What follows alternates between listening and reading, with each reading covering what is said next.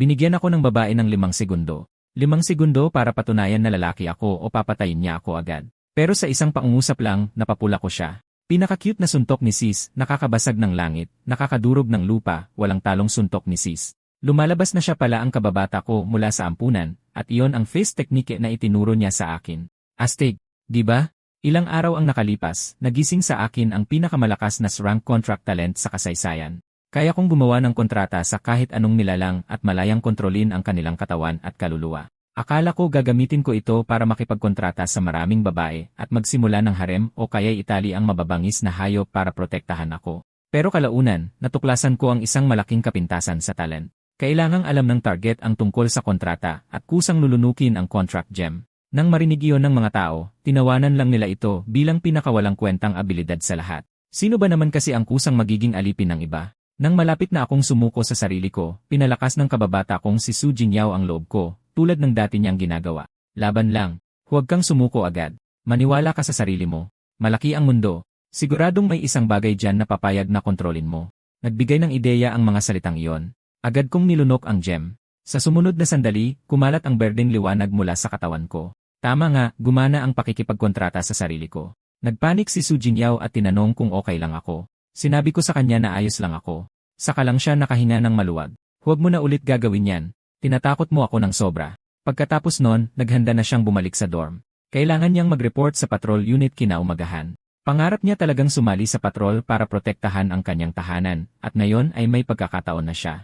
Huwag kang masyadong malungkot. Baka balang araw, kapag lumakas ka, makakatrabaho mo ang iyong cute na kababata. Gusto ko ring lumaban sa tabi niya, pero dahil sa walang kwenta kong abilidad, itinalaga na ako ng eskwelahan sa pagsasaka. Baka ito na ang huli naming pagkikita. Gusto ko talaga siyang yakapin. Sa sumunod na segundo, kusa gumalaw ang katawan ko at niyakap si Su Jingyao. Hindi niya ito inaasahan at nagulat din ako. Namumula, tinulak niya ako palayo, nag-iwan ng isang ingat at tumakbo pabalik sa dorm. Napaisip ako ng malalim. Kanina lang, hindi ko na malayang nagbigay ako ng utos sa sarili ko. Dahil sa kuryosidad, sinimulan kong subukan kung gaano kalaki ang kontrol ko talaga. Unang utos, sugod. Tapos ang signature move ng kuya ko, Iron Mountain Slam. Pagkatapos maglaro-laro ng sandali, nakumpirma ko ang isang bagay. Kaya kong ipagawa sa katawan ko ang kahit anong kilos basta't nasa loob pa rin ng normal na limitasyon ng tao. Walang paglipad, walang pagbabagong anyo sa ibang bagay. Higit pa roon, kahit ang mga galaw na hindi ko pa napapraktis ay perpekto kong nagagawa sa pag-alala lang sa mga ito. Sa teorya, ibig sabihin ay kaya kong maging master sa kahit anong martial art matapos itong makita ng isang beses. Pero may isa pa akong tanong na kailangang kumpirmahin. Hindi nagtagal, dumating ang kinabukasan, at nagising ako mula sa mahimbing na tulog, para lang matagpuan ang sarili sa cafeteria, masakit ang buong katawan. So gumana nga. Bago matulog, inutusan ko ang sarili kong tumakbo ng 5 yen. Tulad ng hinala ko, kahit walang malay ang isip, kaya pa ring isagawa ng katawan ang mga utos. Sakto naman, biglang naging masigla ang paligid. Simple lang ang dahilan. Dumating na ang school beauty, si Lucio. Agad na napatingin ang lahat sa kanyang kagandahan. Pero nang lumingon ako sa kanya, pinagpawisan ako ng malamig dahil ang school beauty na nakita ko ay isang malaking mutated beast. Isang piraso ng balat ng tao mula sa isang babae ang nakadikit sa noo nito, at hayagan itong lumalamon ng pagkain sa harap ng lahat. Pero ang ibang estudyante ay kumikilos na parang walang nakikita, nakangiti pa rin sa kanya tulad ng dati. Nang mapansing may mali, lumapit si Lucio at nagtanong, Zhangping, mukhang hindi maganda ang pakiramdam mo.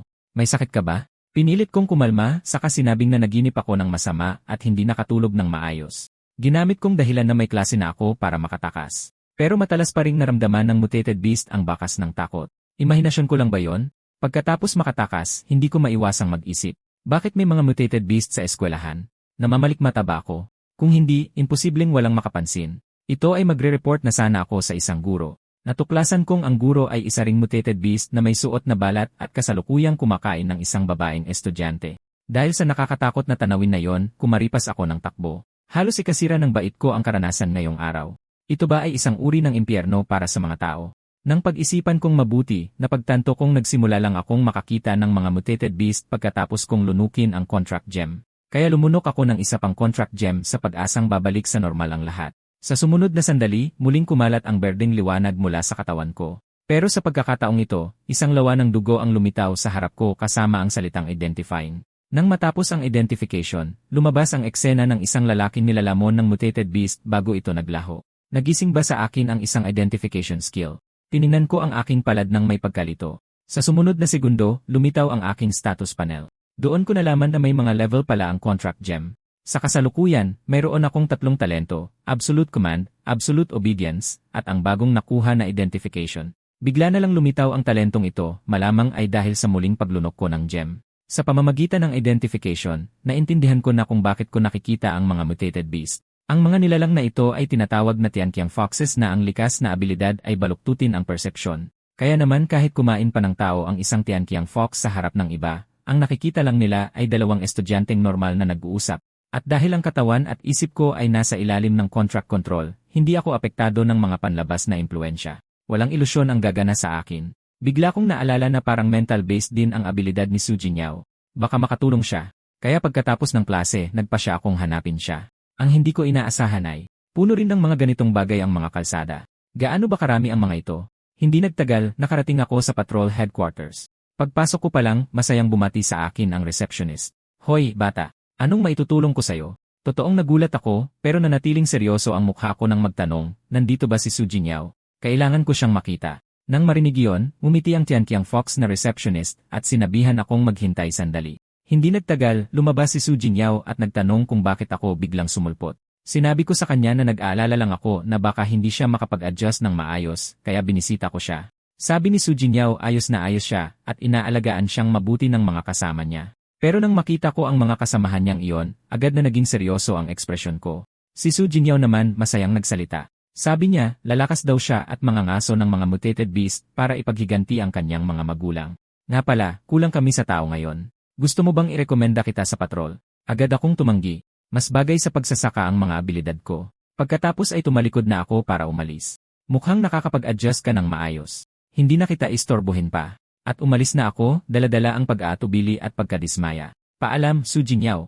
Pagkaalis sa patrol headquarters, hindi ko na napigilan ang aking emosyon at ikinuyom ko ang mga kamao sa galit. Isang biro to, di ba? Kahit ang pinakamalakas na patrol unit ay naubos na at si Su Jingyao. Kararating niya lang ngayon pero patay na siya. Bigla akong napatigil sa paglalakad. Sa sandaling iyon, sa wakas ay naintindihan ko na. Ang mga mutated beast ay nakapasok na sa buong syudad. Ang lahat sa Minzu City ay mga alagang hayop lamang na pinalalaki nila. Gamit ang identification, nag-imbestiga pa ako at may natuklasang impormasyon. Ang mga Tianqiang Fox ay iba sa mga ordinaryong mutated beast. Sila ay napakatalino at sobrang galing magpanggap. Ang gusto nilang target ay mga makapangyarihang awaken at mga taong may mataas na katayuan sa lipunan. Ang mga ordinaryong sibilyan ay mga reserba lamang na bihag nila. Karamihan sa mga Tianqiang Fox ay mid hanggang high tier lang, pero kahit ang patrol na puno ng high-level awakened ay hindi sila matalo. Ibig sabihin, may mas mataas na rangbong leader na kumokontrol sa lahat. Ang pumatay kay Lu Xiu ay malamang na ang leader na yon. Sinasabi ng instinct ko na nakakatakot ito sa lakas. Ang paggamit ng identification dito ay agad akong mabubuko, kaya malamang isa itong king tier na nilalang.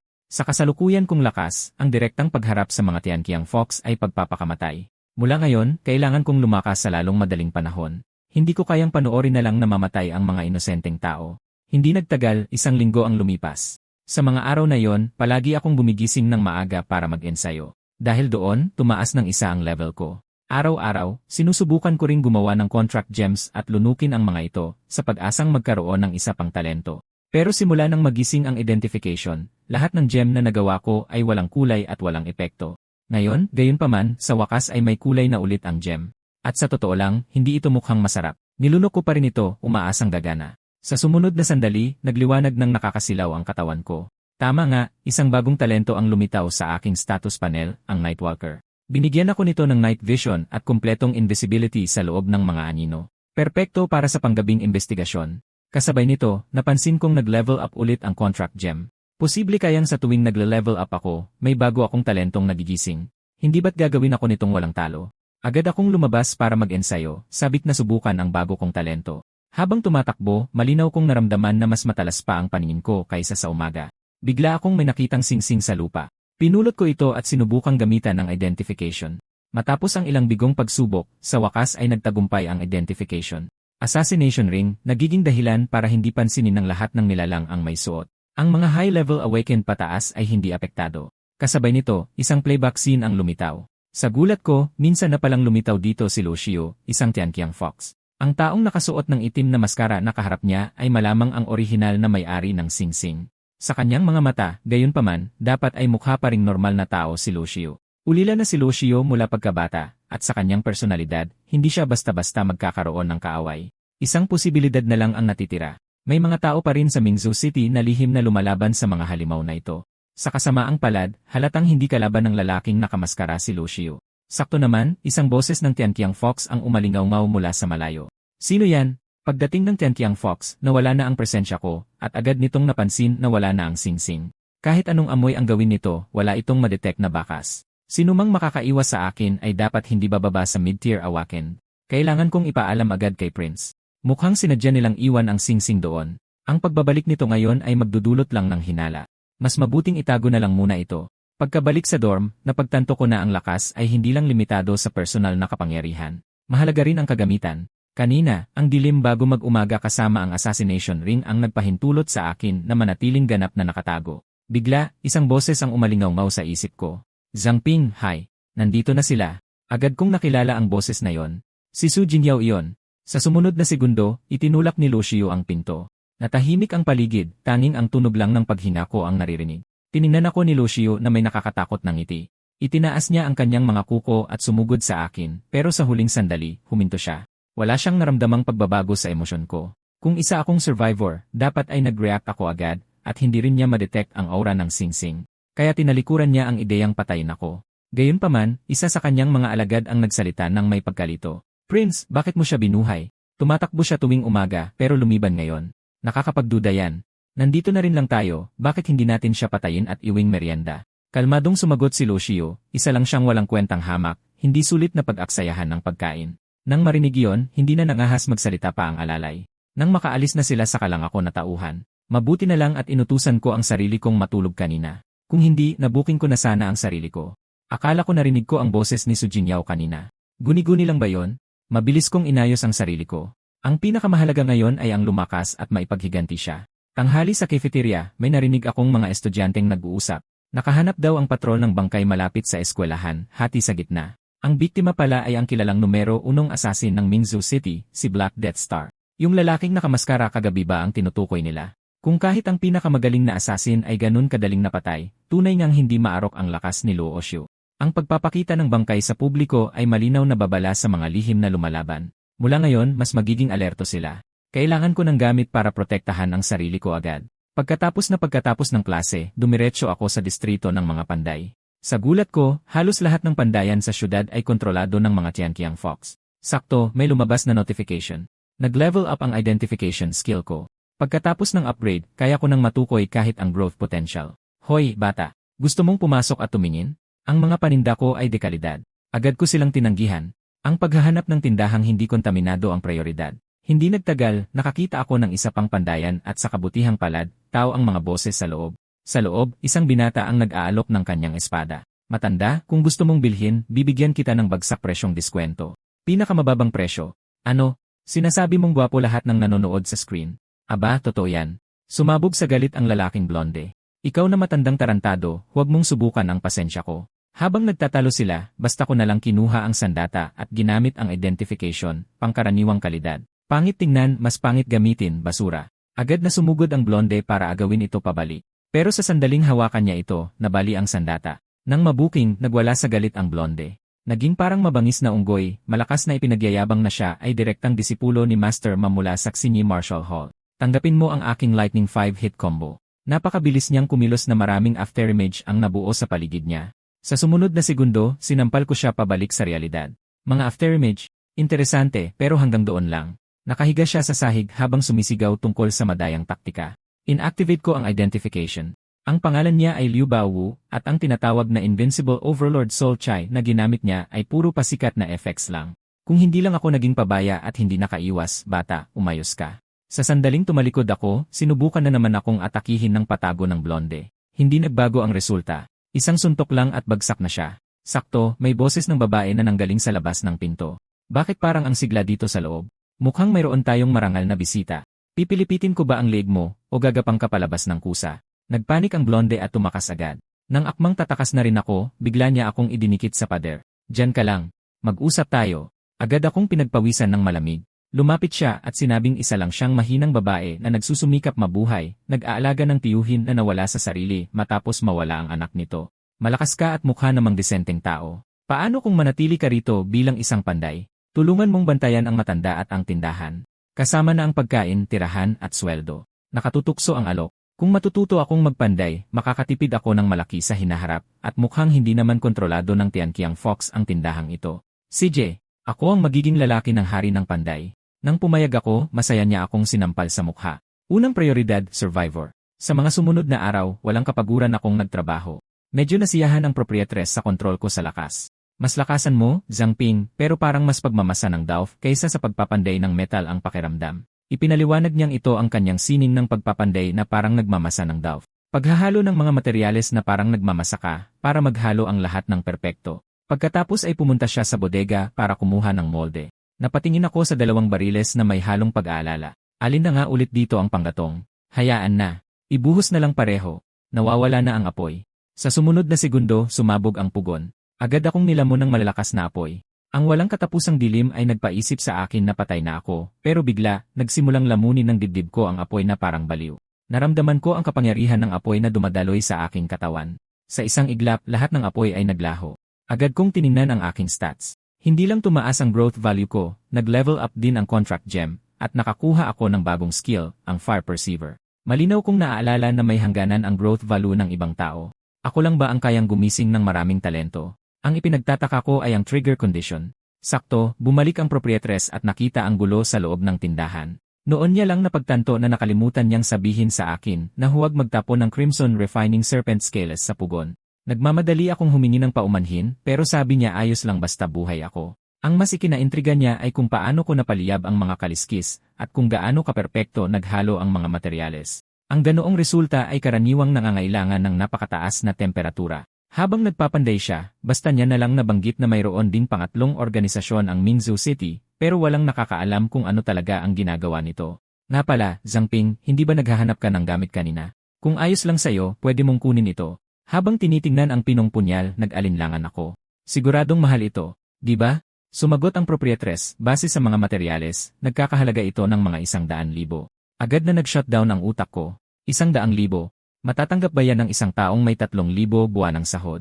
Tumawa siya. Ituring mo na lang na gantimpala para sa pag-unlad mo. Pagkatapos ay umalis siya para sa isang gawain. Pinaalalahanan akong alagaan ang matanda at huwag siyang hayaang buksan ang tindahan. Hindi napansin ng mga Tianqiang Fox ang tindahan dahil sarado ito, pero dahil sa ingay kanina, maaaring magbago yon. Kaya nagpa siya akong magpatrolya sa lugar pagkadilim. Hindi inaasahan, nakasalubong ko ang isang Tianqiang Fox na nakasuot ng balat ng bata. Kalmadong nagduduyan sa isang playground. Sa kabutihang palad, level 3 lang ito. Gamit ang tamang kagamitan, kaya ko sigurong talunin ito. Kung ibibigay ko ang katawan sa mga nakatataas, baka sa wakas ay mapansin na nila. Nang akma na akong kikilos, nanigas ang buong katawan ko. Huwag kang gagalaw o papatayin kita. Ang matinding hangaring pumatay mula sa babae ay nagpatindig ng balahibo ko. Mas malakas siya sa akin, sapat ang lakas para madaling makita ang Nightwalker at ang assassination ring. Walang emosyon niyang sinabi sa akin na kung gusto kong mabuhay, pumunta ako agad sa training ground ng ampunan. Pagkatapos ay naglaho siya. Malinaw na hindi siya kakampi ng mga Tianqiang Fox. Kung hindi, patay na siguro ako. Hindi nagtagal, nakarating ako sa training ground ng ampunan. Ang ipinagtataka ko ay ako ang nagbigay ng pangalan sa parking ito noong bata pa ako. Paano niya nalaman iyon? Bago pa ako makapag-isip pa, isang mutated beast ang pumutol sa aking pag-isip. Agad kong ginamit ang identification. Mutated na daga, level 5, sobrang makamandag ang buntot. Ang agwat sa level ay nagtulak sa aking umatras, pero kung hindi ko ito haharapin ngayon, maaaring mamatay ang mga bata sa ampunan bukas. Kaya pinili kong lumaban hanggang kamatayan. Gamit ang mga kagamitan na bigay ng proprietress, dapat kayanin ko ito. Kulang ako sa karanasan sa laban, pero kaya kong utusan ang katawan ko na lumaban ng kusa. Biglang tumalon ang mutated na daga. Agad kong inutos ang buong depensa. Sa gulat ko, napakatigas ng baluti nito. Hindi ito kayang hiwain ng punyal. Kailangan kong umasa sa diskarte. Itinulak ko ito palayo at pinalawak ang distansya. Hindi ako binigyan ng daga ng pagkakataong huminga, agad na nagpakawala ng kamandag sa akin. Patuloy ko lang inuutusan ang katawan kong umiwas, parang nagkokontrol ng karakter sa isang laro. Napansin kong ang mga mata nito ang kahinaan, ang tanging lugar na walang baluti. Pero kapag bumaluktot na ito, mahirap nang makalusot. Tapos may naisip akong ideya. Nagbigay ako ng utos na gamitin ang isang teknik na nakatala sa mga aklat ng kasaysayan. Minzu Fist, Bright Fist, Rat Chasing Form. Isang mabigat na pandurog na galaw na gumagamit ng bentahe sa laki para talunin ang maliliit na kalaban.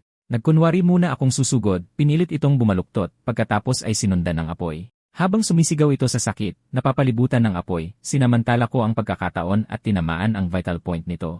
Sumabog ang apoy sa paligid. Nang mawala ang apoy, patay na ang mutated na daga. Tumaas ang level ko at lahat ng attributes. Totoong mas mabilis mag-level up sa totoong laban kaysa sa training. Sakto habang iniisip ko kung bakit may lumitaw na mutated na daga dito, isang lawa ng maruming tubig ang nabuo sa ilalim ng aking mga paa at hinila ako pababa. Anong klaseng maruming tubig ito? Mayroon kang 3 minuto. Boses iyon ng parehong babae. Isang babaeng may puting buhok ang nagturo ng espadang yelo sa akin. Patunayan mong tao ka. Napabuntong hininga ako nang walang magawa. Tao ako. Paano ko naman yan papatunayan? Magpe-perform ako ng kanta at sayaw na rap para sayo. Marahil na pagtanto niyang may mga nakapasok na mutated beast sa syudad, pero wala siyang maasahang paraan para makilala sila. Tinanong ko kung pwede man lang niya akong bigyan ng clue. Malamig siyang sumagot, mayroon kang 4 na minuto. Nagmamadali kong ginamit ang identification sa kanya. Matapos mabigo ng 900 at 99 na beses, sa wakas ay umabot sa advanced tier ang identification ko, at doon lang lumitaw ang impormasyon niya. Ang pangalan niya ay Lucician, level 28. Ang talento niya ay water element manipulation, kayang kontrolin ng malaya ang inuming tubig o anumang malapit na pinagmumulan ng tubig. Kaya pala walang silbi sa kanya ang Nightwalker at ang Assassination Ring. Tungkol naman sa organisasyon niya, Forge, hindi ko pa ito narinig kailanman. Ito na kaya ang misteryosong ikatlong paksyon. Bigla, binalaan niya ako na 1 segundo na lang ang natitira sa akin. Nag-overdrive ang isip ko. Tinatawag mong training ground ang maliit na parking ito. Ibig sabihin, taga-ampunan ka rin. Tama. Pero walang nagngangalang Lucician sa mga alaala ko, kaya sigurado nagpalit ka ng pangalan. Tapos may lumitaw na pamilyar na pangalan sa isip ko. Teka, ikaw ba si Lucice? Natigilan siya sa sandaling narinig niya yon. Kumpirmado na. Tama ako. Pero sabi pa rin niya, hindi yon sapat para patunayang tao ako. 3 taon ang tanda sa akin ni Lucice. Nang pumasok ako sa Mingzhu Academy, sumali na siya sa investigation team. Kung may isang bagay na kaming dalawa lang ang nakakaalam, iyon ay isang set ng suntok na itinuro niya sa akin noong mga bata pa kami. Binigkas ko ang mga pangalan ng galaw isa-isa. Heaven Shattering Strike, Leah Invincible Punch, Leah is the cutest in the world punch. Agad na namula ang mukha ni Lucician. Gets ko na, tama na. Tapos itinanong niya ang kanyang pangalawang tanong. Ayon sa mga tala ng akademya, ang kakayahan mo ay ang contract gem. Dahil hindi mo natugunan ang mga kondisyon para ma-activate ito, itinuring itong walang silbi. Kaya ano ba talaga ang pinagkakaabalahan mo nitong mga nakaraang araw? Sinagot ko ng tapat. 2 linggo na ang nakalipas, nilunok ko ang contract gem, at naging isang contract beast sa ilalim ng sarili kong kontrol. Kaya immune ako sa anumang ilusyon na gawa ng mga mutated beast, at nakikita ko ang kanilang mga anyo. Base sa aking investigasyon, maraming Tianqiang Fox ang kasalukuyang nagtatago sa buong lungsod. Hinala ko, isang buong angkan ang sumalakay sa Mingzhou City. Ang kanilang likas na kakayahan bilang lahi ay cognitive distortion. Agad akong hinawakan ni Lucician, nanginginig ang kanyang boses. Lahat ng sinabi mo, totoo lahat. Tumango ako at sinabi sa kanya ang tungkol sa may-ari ng almusalan sa Lay Street, ang may-ari ng tindahan ng Webless, at ilan pang Tianqiang Fox. Kahit ang maliit na batang babae na pinigilan mong patayin ko kanina ay isa sa kanila. Kung hindi ka naniniwala sa akin, puntahan mo at alamin mo mismo. Agad na kinontak ni Lucician ang kanyang kasamahan, si Jianbo, at tinanong kung mapagkakatiwalaan ang impormasyong ito. Sumagot si Jianbo, makukumpirma namin na walang mutated beast na tinatawag na Tianqiang Fox ang opisyal na naitala sa Mingzhou City. Gayunpaman, ilang beses nang lumitaw ang kakayahang cognitive distortion at perpektong tumutugma sa deskripsyon ni Zhang Ping. Nagpadala na ako ng mga tao para lihim silang hulihin. Ang 2 pinakamalapit na target ay dapat mag-ulat na maya-maya. Biglang may sumabog sa likod ni Jianbo. Anong nangyari? Nagmamadaling nagulat ang isang miyembro ng team, Kapitan, nagwala ang may-ari ng almusalan pagkalabas sa lungsod. Nakawala siya at inatake kami. Sa sandaling iyon, ang may-ari ng almusalan ay nakatayo mismo sa harap ni Jianbo. Umungol si Jianbo, naghahanap ka ng kamatayan. Isang suntok ang bumaon sa kanyang tiyan. Habang nawawala ang kanyang buhay, mabilis na bumalik ang kanyang katawan sa tunay na anyo ng isang Tianqiang Fox. Agad na nag-utos si Jianbo sa kabilang team, hulihin at patayin ang lahat ng naunang nabanggit na target sa lugar mismo. Kasabay nito, ang Tianqiang Fox na nagpapanggap bilang si Luo Xiu sa akademya ay agad na naramdaman ang pagkamatay ng kanyang mga tauhan. Ngunit kahit anong pilit niya, hindi niya mahanap ang pumatay. Sumabog ang galit sa loob niya. Sino ang kayang gumawa ng ganoon kabilis na pagpatay at ganap na burahin ang kanilang aura? Sa loob ng suggestion space, sa wakas ay naniwala na si Lucician sa lahat ng sinabi ko. Ang tanging hindi pa sigurado ay kung ang biglaan kong kakayahang makita ang mga ilusyon ng Tianqiang Fox ay isang patibong na sinadyang gawin ng kalaban. Kaya nagpasya siyang hayaan muna akong maging informant. Sa susunod na mga araw, poprotektahan niya ako mula sa anino, at kung may matuklasan akong kakaiba, dapat ko siyang kontakin agad. Tapos inabutan niya ako ng isang jade pendant.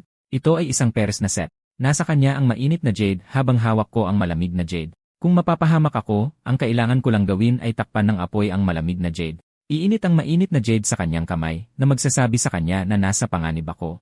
Sa ngayon, pinayuhan pa rin niya akong mag-focus sa pagpapalakas ng sarili ko. Inamin kong gusto ko pero masyadong mahal ang tuition. Sinabi ni Lucician na tutulungan niya akong mag-apply para sa pondo sa pamamagitan ng organisasyon at sinabihan akong maghanap ng angkop na martial arts school. Kinabukasan, nagsimula akong maghanap ng mga dojo sa malapit. Bigla, nakakita ako ng isang babaeng may kulay rosas na buhok na namimigay ng mga flyer, nag-a-advertise ng Beast King Fist. Hindi ito mukhang mura, pero buti na lang, binigyan ako ni Lucician ng 1,000,000 Mingzu bilang pondo para sa mga gawain. Masiglang ipinangako ng babaeng may kulay rosas na buhok na sulit ito sa presyo, at sinabing sikat daw ang Beast King Fist sa Mingzu City. Kung hindi ka naniniwala, maaari kong ipakita. Agad akong nagsimulang matuto. Sinabi niya sa akin na may 3 anyo ang Beast King Fist. Ang una ay Black Tiger Steals the Heart, ang pangalawa ay Dragon and Tiger Clash, at ang pangatlo ay Crow Sits on the Plain. Bawat pangalan ay parang napakalakas. Sa kasamaang palad, halatang hindi siya sanay at hindi niya maipakita ang tunay na lakas ng estilo. Sakto namang may 2 matipunong lalaki na lumapit kung sino ang nagpahintulot sa mga taga Beast King Fist Hall na mamigay ng flyer dito. Nagmamadaling humingi ng paumanhin ang babae, sinabing hindi niya alam na bawal ang mga flyer.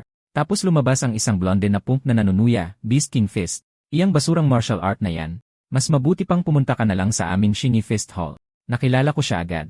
Walang iba kundi ang lalaking kidlat na sinampal ko dati. Galit dahil sa luma at bagong alitan, agad inutusan ng blonde sina Big Bear at Second Bear na turuan ako ng leksyon. Humara sa akin ang babaeng may kulay rosas na buhok gamit ang kanyang maliit na katawan. Hindi ko hahayaang apihin niyo siya. Habang tumitindi ang kanilang pressure, inactivate ko ang identification. Sa gulat ko, ang talento nila ay pagpapalit ng talino para sa pisikal na pagpapalakas. Hindi na nga sila mukhang matalino, tapos kusa pa nilang binabaan ang kanilang talino. Talento ba talaga yon? Ang mas ikinagulat ko ay ang babae sa harap ko, si Wong Jimin, ay may growth rating na 7 bituin, isang garantisadong malakas sa huli.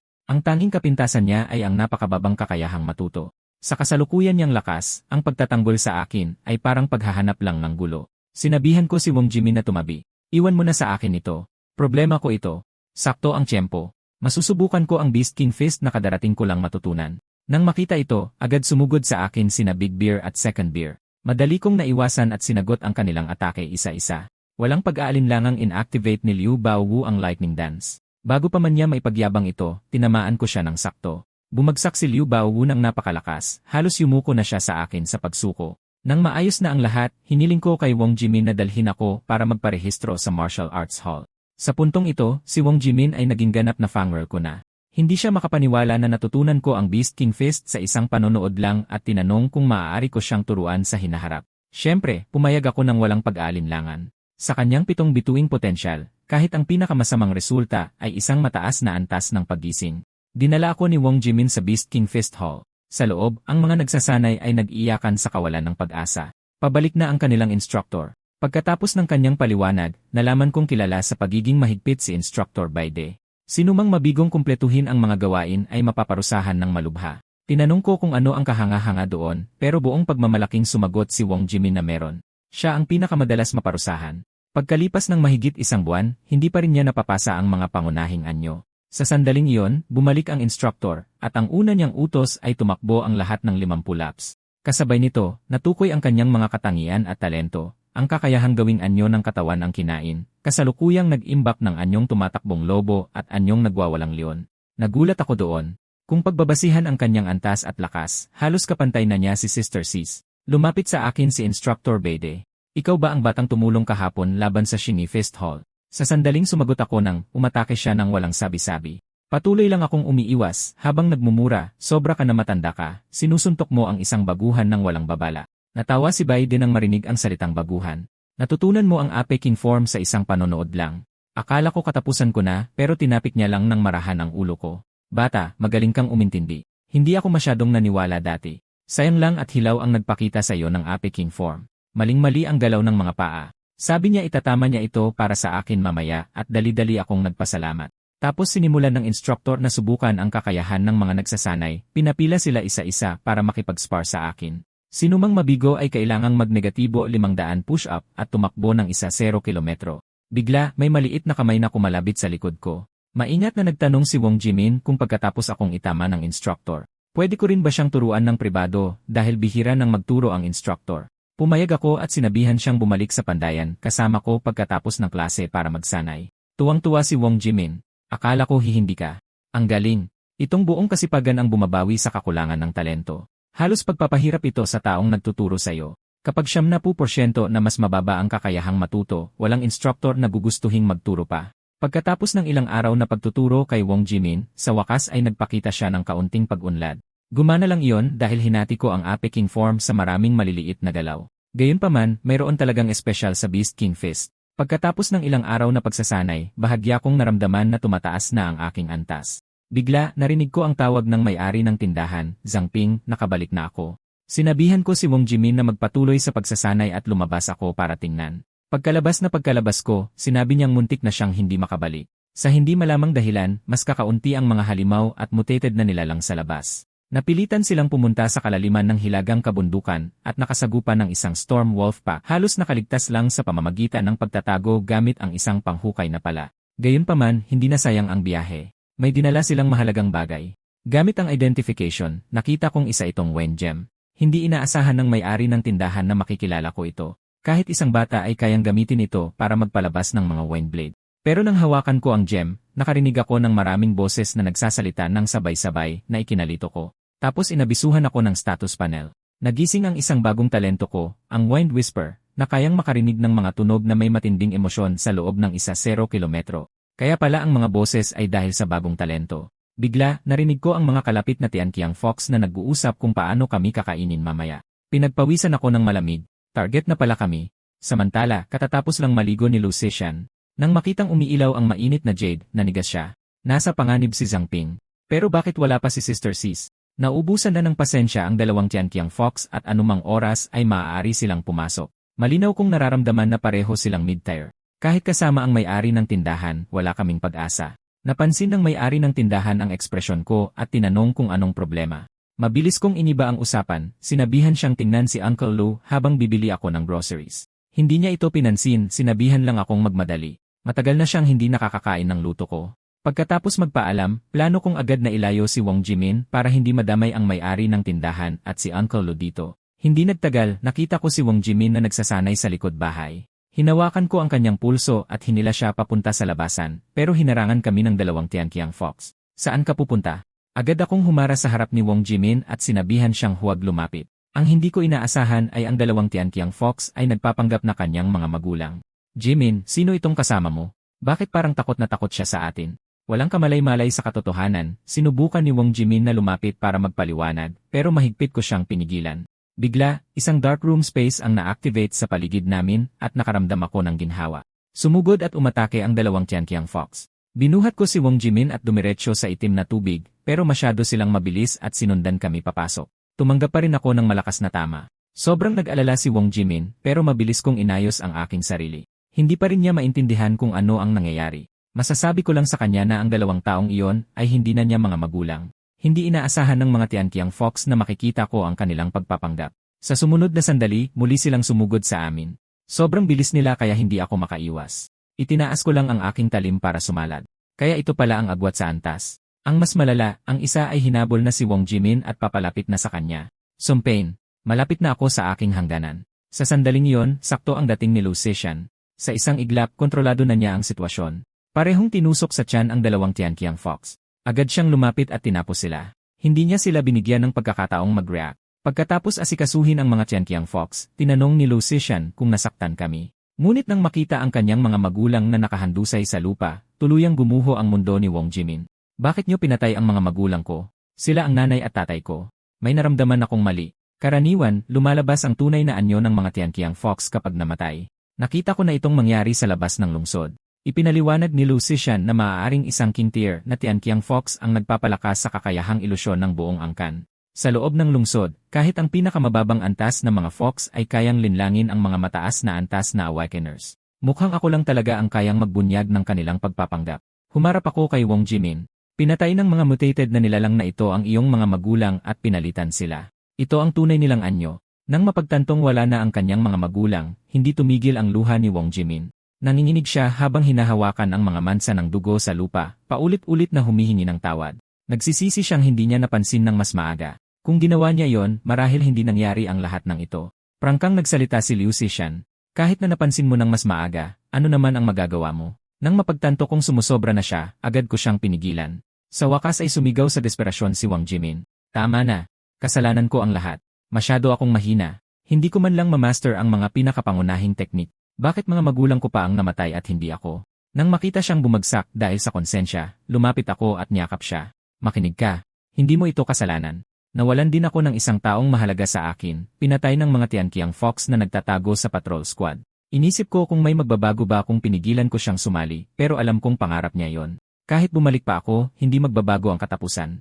Walang sinuman ang makapagbabago sa nakaraan, pero kaya mong baguhin ang hinaharap. Maging mas malakas ka. Protektahan ang iba. Naniniwala akong ipagmamalaki ka ng iyong mga magulang.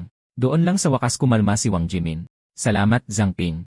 Ngunit kasabay ng panunumpa kong ubusin ang lahat ng Tianqiang Fox, bigla akong napadura ng dugo. Nang imulat kong muli ang aking mga mata, nasa tabi ko pa rin si Sister Sis at Wang Jimin. Sinabi sa akin ni Sister Sis na huwag gumalaw, binalaan akong maaaring bumuka muli ang aking mga sugat. Nang akmang magtatanong ako kung gaano ako katagal walang malay, hinawakan ni Wang Jimin ang kamay ko, at sinabing nakapagpa siya na siyang magpalakas at labanan ang mga Tianqiang Fox kasama namin. Tunay akong masaya para sa kanya. Naniniwala akong kaya mo yan. Ngunit sa sandaling iyon, may narinig akong kakaiba. Samantala, naramdaman ni Luo na may paraan na ang mga tao para kontrahin ang mga ilusyon. Siyam sa kanyang mga kamag-anak ang namatay sa loob lamang ng isang linggo. Isang alagad ang nagmungkahing ubusin ang lahat ng tao sa lungsod. Sumagot ang isang matabang alagad, edi ano na ang kakainin natin? Agad silang pinatahimik ni Liu Oshio. Hindi makatotohanan ang massacre at nasasayang lang ang pagkain. Ang prioridad natin ay ilabas kung sino man ang nagtatago sa dilim at ubusin silang lahat.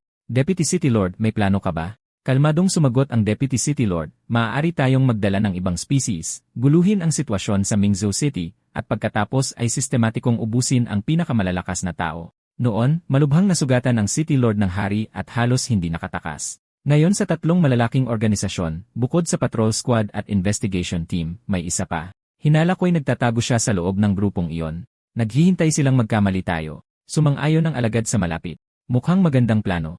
Tumango si Lushai, sige, ituloy natin. Pero ang hari ay natutulog pa. Kahit na tinulungan mo ang aking angkan, kung gagawa ka ng anumang kahina-hinalang dalaw, papatayin pa rin kita. Agad na lumuhod si Huang Zeming. Hindi ko po iyon magagawa. Ang dating City Lord ng Mingzhou City ay walang kakayahan. Nais ko lang na ang Mingzhou City ay pamunuan ng malalakas. Samantala, sa kabilang banda, nasabi ko na kay Sister Sisi ang plano ni Luo Xiaoyu. Matapos itong marinig, mahinahon niyang sinuri ang sitwasyon. Ang Deputy City Lord ng Mingzhou City ay tumiwalag na. Ang haring binanggit mo ay kayang palakasin ang ilusyon ng angkan hanggang sa punto na kahit ang mga top tier na awakener ay hindi ito makikita. Ibig sabihin, iyon ay ang Tianqiang Fox King. Dahil tulog pa ang kanilang hari, ito na ang pinakamagandang pagkakataon natin para gumanti. Kasabay nito, sa ibang lugar, may 2 tao pa ring naghihintay sa pagbalik ko para magluto. Maghintay lang kayo ng kaunti. Malapit nang bumalik si Zhang Ping galing sa pamimili. Samantala, sa loob ng base ng sweep team, 3 babae ang papunta sa ruta para i-activate ang Lele Curtain. Ang babae sa kaliwa, humihigop ng Amerikano, ay si Chun Luaway. Ang blonde na babae sa kanan ay nagngangalang Manny. Ang mature na babae na naglalakad sa gitna ay si Sujai, at siya ang namamahala sa pagsisimula ng SLA Curtain. Nang matapos ni Sujai i-charge ang kanyang solar energy, inilagay din ng dalawa ang kanilang mga abilidad sa formation. Na-activate ang illusory light Lele Curtain, na agad tinakpan ang buong Mingzhou City. Pagkatapos ng isang panahon ng malapit na kooperasyon, sa wakas ay pumayag na ang sweep team na ibahagi ang ilan sa kanilang intelligence. Sila ang tunay na alas ng Mingzhou City, humahawak ng mga misyon na hindi maaaring isapubliko. Ang sumusuporta sa kanilang operasyon ay isang espesyal na internal division, ang Barrier Unit. Ayon kay Sister Sis, may 3 pangunahing miyembro ang Barrier Unit. Ang leader, si Manny, ay may abilidad na Black Curtain na kayang hilahin ang mga target sa isang ganap na isolated na dark chamber space. Ang mga dati kong inkwentro, lahat iyon ay gawa niya. Ang abilidad ni Suji ay Solar Charge, sumisipsip ng sikat ng araw para magbigay ng tuloy-tuloy na enerhiya sa mga kasama, para siyang buhay na power bank. Ang huling miyembro, si Chun Luwei, ay may hawak na Light and Shadow Phantasm, binabago ang liwanag at kulay sa ibabaw para maging invisible. Kapag nagtutulungan silang tatlo, kaya nilang i-activate ang illusory light Lailay curtain na walang hirap na hinihila ang lahat ng king tier at mas mababang nilalang sa loob ng saklaw nito papunta sa dark chamber space. Habang malayang binabago ang kapaligiran para lituhin ang mga kaaway. Di nagtagal, naramdaman ko ang dalawang Tianqiang Fox na lumabas para manghuli, naghahanap ng angkop na biktima. Sa sandaling iyon, biglang naramdaman ng lilang buhok na Tianqiang Fox na may mali. Akala ng may puting buhok ay nagpapraning lang siya, ngunit sa sumunod na segundo, natigilan ito. Ang dating maingay na kalye ay ganap na natahimik at nawala ang lahat ng tao. Habang nakatayo silang tulala, isang malakas na sinag ng gintong liwanag ang bumagsak sa kanila. Sayang naman, hindi ko kayo kayang pabagsakin sa isang suntok lang, mga halimaw. Nananatiling mayabang ang mga Tianqiang Fox. Gusto lang naming kumain ng ilang tao. Talaga bang sulit na atakihin kami ng ganito kalantaran?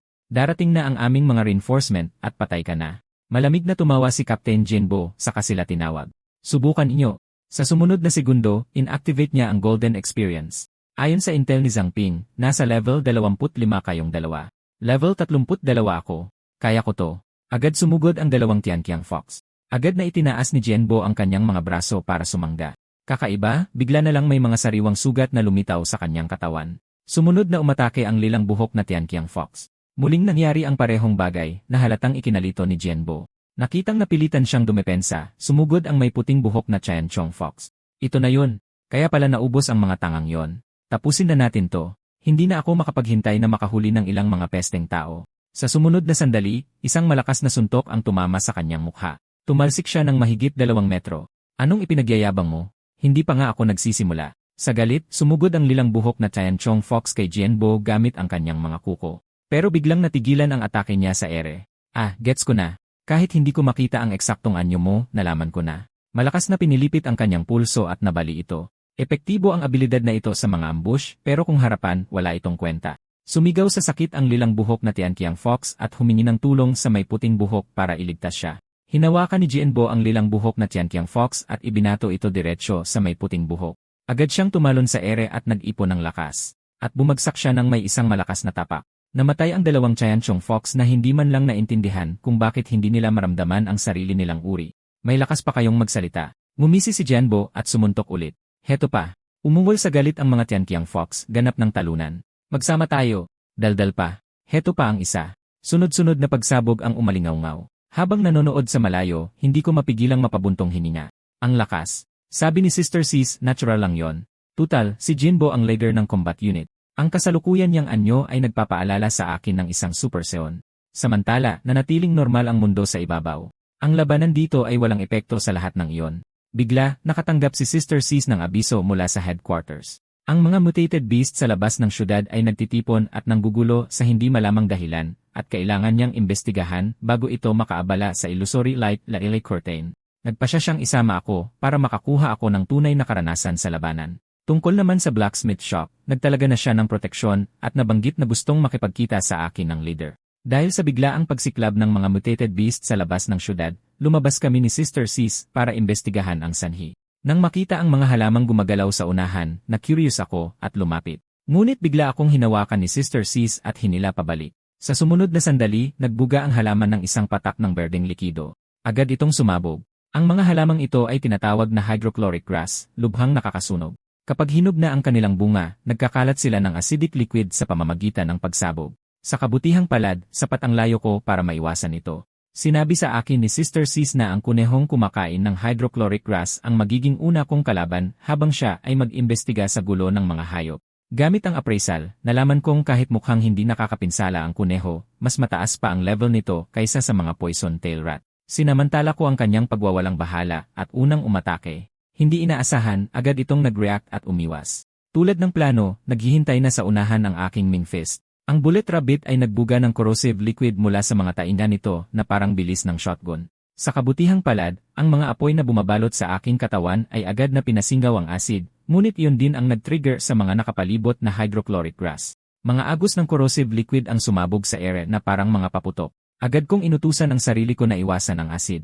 Habang naka-auto battle, inoobserbahan ko ang aking paligid at sinusuri ang sitwasyon. Mabilis kong napagtanto na ang bullet rabbit ay may napakatatalas na pandama at immune sa corrosion ng damo. Ang mas malala, tuso ito, nag-spray ng acid para harangan ang paglapit ko at inaakit ako sa mga lugar kung saan hinog na ang mga bunga. Doon ko naalala na hindi ako nasaktan ng asid kanina, malamang dahil sa mga apoy. Bago pa ako makapag-isip pa, nagbuga na naman ng ilang agos ng asid ang bullet rabbit. Sa pagkakataong ito, hindi ako umiwas at sa halip ay hinarang ko sila ng direkta gamit ang apoy. Agad na suminaw ang asid nang dumikit sa apoy. Tulad ng hinala ko, kaya pala kampante si Sister Sis na hayaan akong hamunin ang mga kaaway na mas mataas sa level ko. Nang makitang naubos ang lahat ng asid na pinaghirapan nitong iimbak, biglang nagwala ang bullet rabbit at dumiretso sa akin. Napakabilis ng atake nito na napilitan akong dumepensa na lang. Habang umaatake, galit na galit itong tumingin sa akin na parang tinatanong kung bakit hindi ko ininom ang mahalaga niyang acid soap. Pero sa kasamaang palad, hindi ako nakakaintindi ng salita ng kuneho. Kasabay nito, napagtanto kong corrosive din ang mga kuko nito. Agad kong binalot ng apoy ang buong katawan ko. Kung gusto kong iwasan ang corrosion, kailangan kong i-activate ang Blazing Fury, ngunit ang estado na ito ay kailangan ng mabilis na pagtatapos. Kapag naubos ang aking galit, mapapahamak ako. Anong pinagsasasabi mo, hangal na kuneho? Hindi lang ikaw ang matalino dito. Nagkunwari akong aatake at sinunggaban ang sandaling pagkakataon pagkatapos nitong tumalon para umiwas. Agad akong nagpakawala ng pader ng apoy na ikinulong ang bullet rabbit sa loob. Wala nang matatakbuhan, sakto nang tatama na ang aking dagger. Umiwas ulit ang bullet rabbit at tumalon ng mataas sa ere. Sa sandaling yon, halos maubos na ang aking fire element reserves, ngunit hindi ako nagpanik. Inactivate ko ang fire devour at sinipsip ang lahat ng kalapit na apoy pabalik sa aking sarili. Bumalik sa 13 puntos ang aking fire reserves. Ayos, tingnan natin kung paano kaiiwas habang nasa ere. Sa sumunod na sandali, inihagis ko ang aking flame wraith dagger, at ang bullet rabbit ay agad na nalitson at naging sunog na ulam. Pagtingin sa bumagsak na kuneho, sa wakas ay nakahinga ako ng maluwag. Nakakapagod yon, pero hindi tumaas ang stats ko, ibig sabihin hindi pa ito patay. Mukhang kailangan ko na itong tapusin. Pagkatapos ng isang serye ng walang tigil na follow-up na atake, nag-prompt ang system ng All Attributes plus 2. Sa kasamaang palad, hindi tumaas ang level ko. Pahirap lang ng pahirap mag-level up habang tumataas ka. Kasabay nito, umangat ang fire devour mula basic hanggang intermediate, na nagpataas din sa aking maximum fire capacity. Isang hindi inaasahang pakinabang. Ibig sabihin ba nito, pwede ko nang ispam ang Blazing Fury ngayon? Sakto noon, nakuha ng bigla ang ingay sa paligid ko ang aking atensyon. Hindi mabilang na mga bullet rabbit ang papalapit mula sa lahat ng direksyon. Hindi ko sinasadyang utusan ang sarili kong sumigaw, oh shit. Ang mas malala, naubos ng huli kong atake ang lahat ng natitirang fire reserves ko. Bigla, naalala kong maaari kong tawagan si Sister Sis at naghandang gamitin ang huling natitirang fire energy para i-activate ang Jade Pendant. Saklolo, Sister Sis, ngunit naunahan ako ng mga bullet rabbit na harangan ang daan ko, tuluyan akong napalibutan. Imposibleng ganito sila katalino, pati flanking tactics alam. Sa sumunod na sandali, bawat bullet rabbit ay nagbuga ng corrosive acid diretsyo sa akin. Mukhang kailangan ko munang tiisin ito gamit ang aking mga damit sa ngayon. Sa kritikal na sandali, biglang lumitaw ang isang pader ng yelo at hinarangan ang atake. Si Exis ayon. Sakto lang ang pagdating niya. Sinabihan niya akong umatras agad, tapos itinaas niya ang kanyang kamay at kinuha ang water element mula sa kanyang katawan. Sa isang iglap, isang malakas na alon ng tubig ang humampas patungo sa mga bullet rabbit. Nilamon silang lahat ng sabay-sabay. Sa isang pitik ng kanyang mga daliri, ang naggangalit na mga alon ay nagyelo. Nang makita ito, hindi ko maiwasang mamangha sa kanyang lakas. Halos maubos ang lakas ko sa pakikipaglaban sa isa lang sa kanila. Matapos asikasuhin ang mga bullet rabbit, tinanong ni Ate Sis kung saan nanggaling ang napakarami sa kanila. Ang nasabi ko lang ay wala rin akong ideya. Pero bigla na lang, isa pang grupo ng mga bullet rabbit ang lumabas mula sa malayo na parang walang katapusan. Gumawa si Ate Sis ng isang ice sword at naghanda para lumaban. Kakatwa, nagsimulang banggain ng mga bullet rabbit ang kanilang leader na parabang sinusubukang iligtas ito. Pero malinaw na patay na ang kanilang leader. Hindi nila pinansin ang lahat sa kanilang paligid na parabang may ibang bagay na humihila sa kanila. Para kumpirmahin ang kanyang hinala, mabilis na pinatay ni Ate Sis ang mga natitirang bullet rabbit, pagkatapos ay inalis niya ang yelong nakapalibot sa leader para suriin ito. Gaya ng inaasahan, pagkatapos maghanap, nakakita siya ng isang soul luring pellet. Dahil sa kuryosidad, tinanong ko kung ano ang soul luring pellet. Ipinaliwanag ni Ate Sis na isa itong item na gawa ng pamilyang zoo ng beast taming na idinisenyo para sa pilitang kontrolin ang mga mutated beast. Naglalabas ang pellet ng isang espesyal na amoy na tanging mga low at mid-tier na mutated beast lang ang nakakaamoy. Inaakit sila ng amoy na kainin ito na nagiging sanhi ng pagkawala ng kanilang katinuan at sa pilitang pagpapaamo. Kung paano kinokontrol ng pamilyang zoo ang mga paamong hayop na ito pagkatapos, iyon ay nananatiling hindi alam. Agad na sinira ni Ate Sis ang soul luring pellet. Hindi ito natutunaw at ang pag-iwan dito ay magdudulot lamang ng mas maraming hayop na makokontrol. Sa tingin ko, ang kamakailang kaguluhan ng mga hayop ay sanhi ng mga pellet na ito. Pagkatapos ay naghanda siyang iulat ang mga natuklasan sa headquarters. Samantala, sa likod ng isang puno, hindi kalayuan, isang misteryosong lalaking nakaitim ang palihim na nakikinig sa aming usapan. Sa sumunod na segundo, biglang umatak si Atsis. Nahati ng malinis ang puno sa gitna, ngunit ang anino sa likod nito ay naglaho na. Dali-dali akong nagtanong kung ano ang problema, ngunit umiling lang si Atsis at sinabing baka guni-guni niya lang iyon. Kasabay nito, sa panig ng Tianqiang Fox, nagsimulang maghanda si Lo Shio na kumilos. Ang paulit-ulit na pagkawala ng mga bata sa Craftsman Street ang sa wakas ay nagparamdam sa kanya na may mali. Alam na alam niya ito. Nakahanap na ang mga tao ng paraan para sirain ang mental manipulation. Kaya tinipon niya ang lahat ng Tianqiang Fox na nakatira sa Craftsman Street, nagpaplanong gumawa ng gulo, pagkatapos ay magkunwaring may natuklasan at susubukang tumakas para piliting kumilos ng maaga ang mga tao. Gusto niyang makita kung sino talaga ang nakakakita sa kabila ng ilusyon. Samantala, walang tigil ako sa pagpatay ng mga bullet rabbit gamit ang Nightwalker, kasama ng isang talim na nababalutan ng apoy, isang patay sa bawat atake. Sa loob lang ng isang linggo, umabot ako sa level 6 sa pamamagitan ng pangangaso ng mga kuneho. Kasabay nito, lubos kong nakabisado ang kanilang mga pattern ng pag-atake at mga kahinaan. Ginamit ko ang Blazing Fury para baliwalain ang mga range attack at sinadya kong galitin sila. Ang kanilang mga close-range acid attack ay maaaring pag-alabin, ngunit ang mga apoy ay masyadong sandaling nagliliyab para makamatay. Gayunpaman, sa paggamit ng Scarlet Refining Snake Scales bilang panggatong, ang apoy ay maaaring magpatuloy sa pag-apoy. Pinangalanan ko ang ataking ito na Fire Devourer Spiral Samadhi True Flame. Pagkatapos kong pumatay ng napakarami ng sabay-sabay, dapat mag-level up na ako. Diba? Gaya ng inaasahan, umabot ako sa level 7 at natuklasan kong nag-level up din ang Contract Gem. Dati akala ko kasabay kong nag-level up ang Contract Gem, pero kahit tumalon ako ng 2 level papuntang level 6 kanina, nasa level 4 pa rin ito. Mukhang mas mahirap itong i-upgrade. Iniisip ko kung anong bagong abilidad ang magigising sa akin ngayon. Sana, isang bagay na para sa laban. Bigla, ang bangkay ng isang bullet rabbit sa likuran ko ay nakakatakot na nagmulat ng mga mata. Noon ko lang napansin na may mali. Pagkatapos kong lunukin ang Contract Gem, tinitigan ko ang bullet rabbit ng may pagkalito. Hindi ko alam kung bakit ako nagpapatay-patayan, pero bahala na, ganun din naman ang ginagawa nito palagi. Naghanda akong gawin itong roasted rabbit ulit, sumusugod diretsyo sa akin. Interesante. Ngunit lumagpas lang ang atake ko dito. Sumimangot ako. Dahil ba sa sobrang dami kong pinatay ay may lumabas na vengeful spirit. Kahit ano paman, wala akong pakialam. Umatake ako ulit, sa pagkakataong ito mas mabilis at mas tiyak. Sa pagkakataong ito, tuluyang nawalan ng anumang senyales ng buhay ang bullet rabbit, at naglaho ang isang kakaibang kapangyarihan na nakakapit dito. Ang skill na ginamit ng bullet rabbit, isang bagay na hindi ko pa nakita dati, ay nagulat sa akin. Posible kayang kontrolado rin ito ng isang soul luring pellet. Nagpa siya akong hiwain ito para malaman. Hindi nagtagal, may natuklasan akong kakaiba, bagamat hindi ito isang soul luring pellet. Paulit-ulit na nabibigo ang appraisal, pero sa kabutihang palad, maaari akong magpatuloy sa pag-appraise hanggang sa magtagumpay ito. Nang sa wakas ay lumitaw ang impormasyon, natigilan ako. Ito ay isang power essence na nakaimbak sa bayag ng isang Nether Mist Black Goat, at kailangan kong kainin ito. Tinukoy ito ng panel bilang Nether Mist Essence, isang condensed power crystal na nakapreserba sa loob ng bayag ng Nether Mist Black Goat. Kasabay nito, isang pangitain ang nabuksan sa aking mga mata.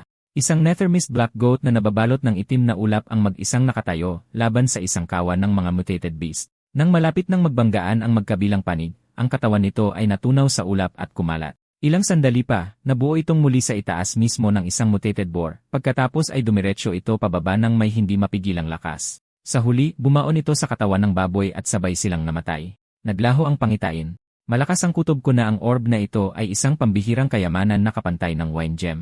Pero, ang pag-alam kung saan ito nanggaling ay nagpahirap sa literal na paglunok nito. Habang nakatitig ako sa nag-iisang orbi, bumalik ang mga alaala.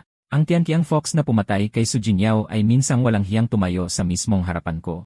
At ang tanging nagawa ko ay piliting ngumiti, mahina, ipokrito, kasing liit ng isang langgam. May karapatan ba akong mag-atubili? Sa sumunod na sandali, nilunok ko ng buo ang Nether Mist Essence. Napakatinding sakit ang pumunit sa aking katawan, ang aking ulo ay parang sasabog na habang ako'y malapit ng bumagsak. Muling lumitaw ang imahe ni Su Jingyao sa aking isipan. Zhang Ping, ipangako mo sa akin, anuman ang mangyari, kailangan mong mabuhay. Huwag kang mag-alala. Su Jingyao, bago ko puksain ang mga halimaw na yon, mananatili akong buhay. Bigla, nag-abiso ang system sa akin. Kumpleto na ang appraisal, na-activate ang epekto ng Contract Gem, nakakuha ng bagong abilidad, Nether Mist Body. Basic. Sa pamamagitan ng pagsipsip sa takot ng mga buhay na nilalang, kaya ko itong gawing kontroladong ulap. Bawat punto ng mist na magamit ay nagbibigay ng isa 0% attack at isa 0% defense hanggang sa maximum na 1,000%. Talagang nagulat ako sa talent na ito. Pareho itong opensiba at depensiba. Kasabay nito, tumaas ng 3 bituin ang aking growth rating. Nang makita yon, namuo ang luha sa aking mga mata. Hindi ko masabi kung dahil ba ito sa pighati o sa tuwa. Sa wakas, mayroon na akong kapangyarihan para ipaghiganti si Su Jinyao. Isang dumaraan ang huminto at nagtanong kung okay lang ako. Dahan-dahan akong tumayo at sinabi sa kanila na ayos lang ako. Sa kasamaang palad, natakot ang lahat sa aking malungkot na ekspresyon. Akala nila ay nakatingin sila sa isang multo. Ang reaksyon na yon ay nagbigay sa akin ng kaunting nether mist energy, bagamat hindi ito parang totoong ulap. Gayunpaman, ang anyo nito ay malayang nagbabago ayon sa aking kalooban. Nagpasya akong subukan ang pinakamababang damage output. Sa aking pagkagulat, ang paggamit lamang ng isang punto ng nether mist reserve ay naghati sa isang matayog na puno ng malinis. Kahit pagkatapos itong pagputol-putulin, nagawa ng ulap na harangan ang impact ng mga nahuhulog na debris. Kung magagamit ng tama, ito ang magiging alas ko laban sa mga high-tier na mutated beast. Sakto namang, nag-aalalang tinawag ako ni ate. Bago pa ako makapagsalita, agad niyang ginamit ang kanyang water element. Pagkatapos suriin ang paligid at walang makitang nether mist mutant, inamin kong nakain ko na ang nether mist essence. Tinitigan ako ni ate nang hindi makapaniwala. Talagang kinain mo ang nether mist essence. Agad niya akong pinagalitan at tinanong kung gusto ko na bang mamatay. Paano ko kakainin ang isang bagay na hindi alam ang pinanggalingan? Paano kung ikamatay ko ito? Sumagot ako na kung may problema talaga, pwede ko lang utusan ang sarili ko na isuka ito. Natahimik siya. At anong nagpapaisip sa'yo na maisusuka mo pa yan? Paano kung ang nether mist essence ay isang parasito? Tapos ka na. Pinagpawisan ako ng malamig habang sa wakas ay napagtanto ko kung gaano ito kaseryoso. Ipinaliwanag ni ate na ang mga nether mist mutant ay mga misteryosong nilalang na walang tiyak na anyo, karaniwang naninirahan sa loob ng ibang mga nilalang. Ang black goat at ang mga bullet rabbit na nabanggit ko ay malamang na mga puppet host lang, mga sisidlan ng spiritual mutant. Kapag namatay ang isang host, ang nilalang ay maghuhukay sa isang random na organ at maghihintay para sa susunod na host. Sa madaling salita, muntik na akong maparasitize, at mas malala pa, kayang kontrolin ng mga nether mist mutant ang mga nahawaan. Sa pag-alala sa matinding sakit noong nilunok ko ang essence, naisip ko kung iyon ba ang nether mist na lumalaban para sa kontrol ng aking katawan. Dahil ayos na ako ngayon, ibig sabihin ba ay nabigo ang parasitism? Kahit si ate ay hindi sigurado. Baka nilamon ng halimaw sa loob ko ang nether mist, o baka ang aking ganap na self-control ang nagpanatili sa aking hindi apektado kahit na nahawaan ako. Pagkatapos ay naging mapanganib ang kanyang ekspresyon. Kung may mangyari sa'yo, wala akong pagpipilian kundi ako mismo ang pumatay sa'yo. Ang kanyang killing intent ay nagpatalsik sa akin paatras, na nagpabagsak sa isang maliit na gagamba mula sa puno. Nagkatitigan sila ng gagamba. Hoy, ganda. Ang ganda ng panahon ngayon. Ang mabangis na si ate ay biglang nataranta. Winasiwas niya ng husto ang kanyang water blade, pagkatapos ay sumubsob siya sa aking mga braso. Bilisan mo. Ilayo mo sa akin ang malaking gagambang iyan. Dahan-dahan kong hinaplos ng aking mga daliri ang buhok ni Atsis. Takot pa rin siya sa mga insekto tulad noong bata pa kami. Naalala ko kung paano kami naglalaro dati sa maliit na kakahuyan. Sa tuwing makakahuli ako ng insekto, tatakbo agad ako para gamitin yon para takutin siya. Sa bawat pagkakataon, natataranta siya, ang kanyang maliliit na kamay ay kumakawag-kawag kahit saan. Habang pinapanood siyang tinataboy ang insekto, medyo nalungkot ako. Ang bago kong huling kaibigan ay natakot ng ganoon na lang. Hinaplos ni ate ang ulo ko at marahang sinabi, hangal na bata. Napakaraming kaibigan sa ampunan. Bakit ipinipilit mong kaibiganin ang mga insekto? Umiling ako ng malungkot. Isang araw, iiwan nilang lahat ang ampunan. Kapag nangyari yon, ano ang gagawin ko? Nang marinig yon, niyakap ako ng mahigpit ni Ate Sis at sinabing anuman ang mangyari, lagi siyang magiging kaibigan ko. Kung gayon, mag-pinky swear tayo. Sa pag-isip niyan, niyakap ko siya ng mas mahigpit. Nang makabawi siya, mabilis akong tinulak ni Ate Sis palayo. Iniba niya ang usapan at binalaan ako na sa labas, hindi ako dapat kumain ng kahit anong hindi alam ang pinanggalingan. Lahat ay may kaakibat na panganib at walang bagay na libre. Pagkatapos ay lumingon siya pabalik na may ngiti at sinabing ito ay isang bagay na dapat kong tandaan at hindi na ulitin kailanman. Sa pagtingin sa pamilyar na si Atsis, hindi ko maiwasang mapangiti. Akala ko pagkatapos sumali sa cleanse team, lalayo siya, ngunit hindi siya nagbago. Nag-aalaga pa rin siya sa akin tulad ng dati, ayaw lang niyang ipahalata. Bigla, tumunog ang communicator sa kanyang baywang. Habang nakikinig siya sa ulat, naging seryoso ang kanyang ekspresyon. Sinabi niya na parehong ang investigasyon at ang aking espesyal na pagsasanay ay kailangang huminto muna. Kailangan naming bumalik agad sa Pearl City. Malubhang nasugatan si Captain Genbo sa isang atake ng Tianqiang Fox at kailangan ng agarang tulong. Natigilan ako. Hindi ko inaasahan na kahit si Genbo ay magkakaganoon. Tinanong ko si Ate Sis kung bakit hindi sila humingi ng tulong sa investigation team sa labas ng lungsod. Sinabi niya na alertuhin lang nito ang kalaban, at ang mundo sa labas ng mga pader ay mas komplikado. Habang pabalik, ipinaliwanag ni Ate kung ano ang itsura ng mundo sa labas. Dahil sa mga mutant beast na gumagala saan man, ang mga natitirang tao ay walang pagpipilian kundi magtayo ng mas matataas na pader para mabuhay. Dahil dito, ang transportasyon ay naging lubhang limitado at ang lungsod ay umaasa lamang sa investigation team at mga independent awakener para mag-explore ng mga bagong lugar. Ayon sa kasalukuyang intelligence, may mga nayon at mga taong gubat sa mga lugar sa paligid ng Pearl City kung saan medyo kakaunti ang mga aberrant beast. Sa mas malayo ay ang dagat dahil may mga top-tier na aberrant beast doon. Walang investigasyon na naging posible sa ngayon at walang nakakaalam kung may iba pang mga lungsod sa kabila nito. Ano ang nasa kabilang panig ng karagatan? Hindi nagtagal ay bumalik kami sa Pearl City at nakuha ang pangkalahatang ideya ng sitwasyon. Sa ilalim ng buong pagbabantay ng parang phantasm na kanopi nitong mga nakaraang araw, walang kakaibang aktibidad mula sa Tianqiang Fox. Nagbago yun kagabi. Ang mga low at mid-level na Tianqiang Fox sa Artisan Street ay biglang lumabas ng sabay-sabay. Pumunta kami para harangin sila ngunit natuklasan naming isa itong patibong at nandoon din ang kanilang leader. Malubhang nasugatan si Captain Genbo habang tinatakpan ang aming pag-atras. Nagpa siya ang command na pansamantala mong papalitan siya at pamunuan ang team para protektahan ang Pearl City. Pagkasabi niyon, sinabi sa akin ni Ate na bumalik muna sa Iron Soul at kontakin siya mamaya. Habang pinapanood siyang umalis, lumingon ako, nagpaplanong tingnan kung kumusta ang pagsasanay ni Wong Jimin. Tapos bigla, ang mga nahulog na dahon sa harap ko ay tumigil sa ere, at ang mga naglalakad sa likod ko ay parang tuluyan na ring tumigil. Habang nakatayo ako doon ng nalilito, biglang may tumawag sa akin. Agad kong inactivate ang appraisal. Matapos mabigo ng 66 na beses, sa wakas ay nagtagumpay ito, ngunit ipinakita ng panel na gumagamit ang kalaban ng isang hidden identity talent. Nang makita ang aking pagkalito, bahagya siyang ngumiti. Hindi mo makita. Sinusubukan mo pa ring alamin ang mga abilidad ko. Dapat kitang bigyan ng kredito. Kahit ang isang high-level na appraisal awakener, ay hindi ito magagamit ng higit sa 0 beses sa isang araw, pero ikaw ay walang katapusan kung gamitin ito. Nang mapagtanto kong nabasa na niya ang aking intensyon, bigla akong kinabahan. Magagamit ko lang ang appraisal ng walang katapusan sa pamamagitan ng pilit na pag-uutos sa aking sarili. Kaya paano niya nalaman yon? Kahit kalmado ang itsura ng lalaki, nakakakilabot ang aurang ibinubuga niya. Bata, halika't makipaglaro ka muna sa akin. Maingat akong sumagot na wala akong dahilan para atakihin siya, pero pinagalab ng susunod na sinabi ng matanda ang galit ko. Puro salita lang ba ang panata kong ipaghiganti si Su Jingyao? Sa sumunod na sandali, hinugot ko ang aking talim at sumugod diretsyo sa kanya. Sabihin mo ulit yan kung kaya mo. Ang talim na ito ay malapit nang tumama sa kanyang leg. Bigla itong huminto. Natigilan ang puso ko. Special ability. Agad siyang lumitaw sa likuran ko.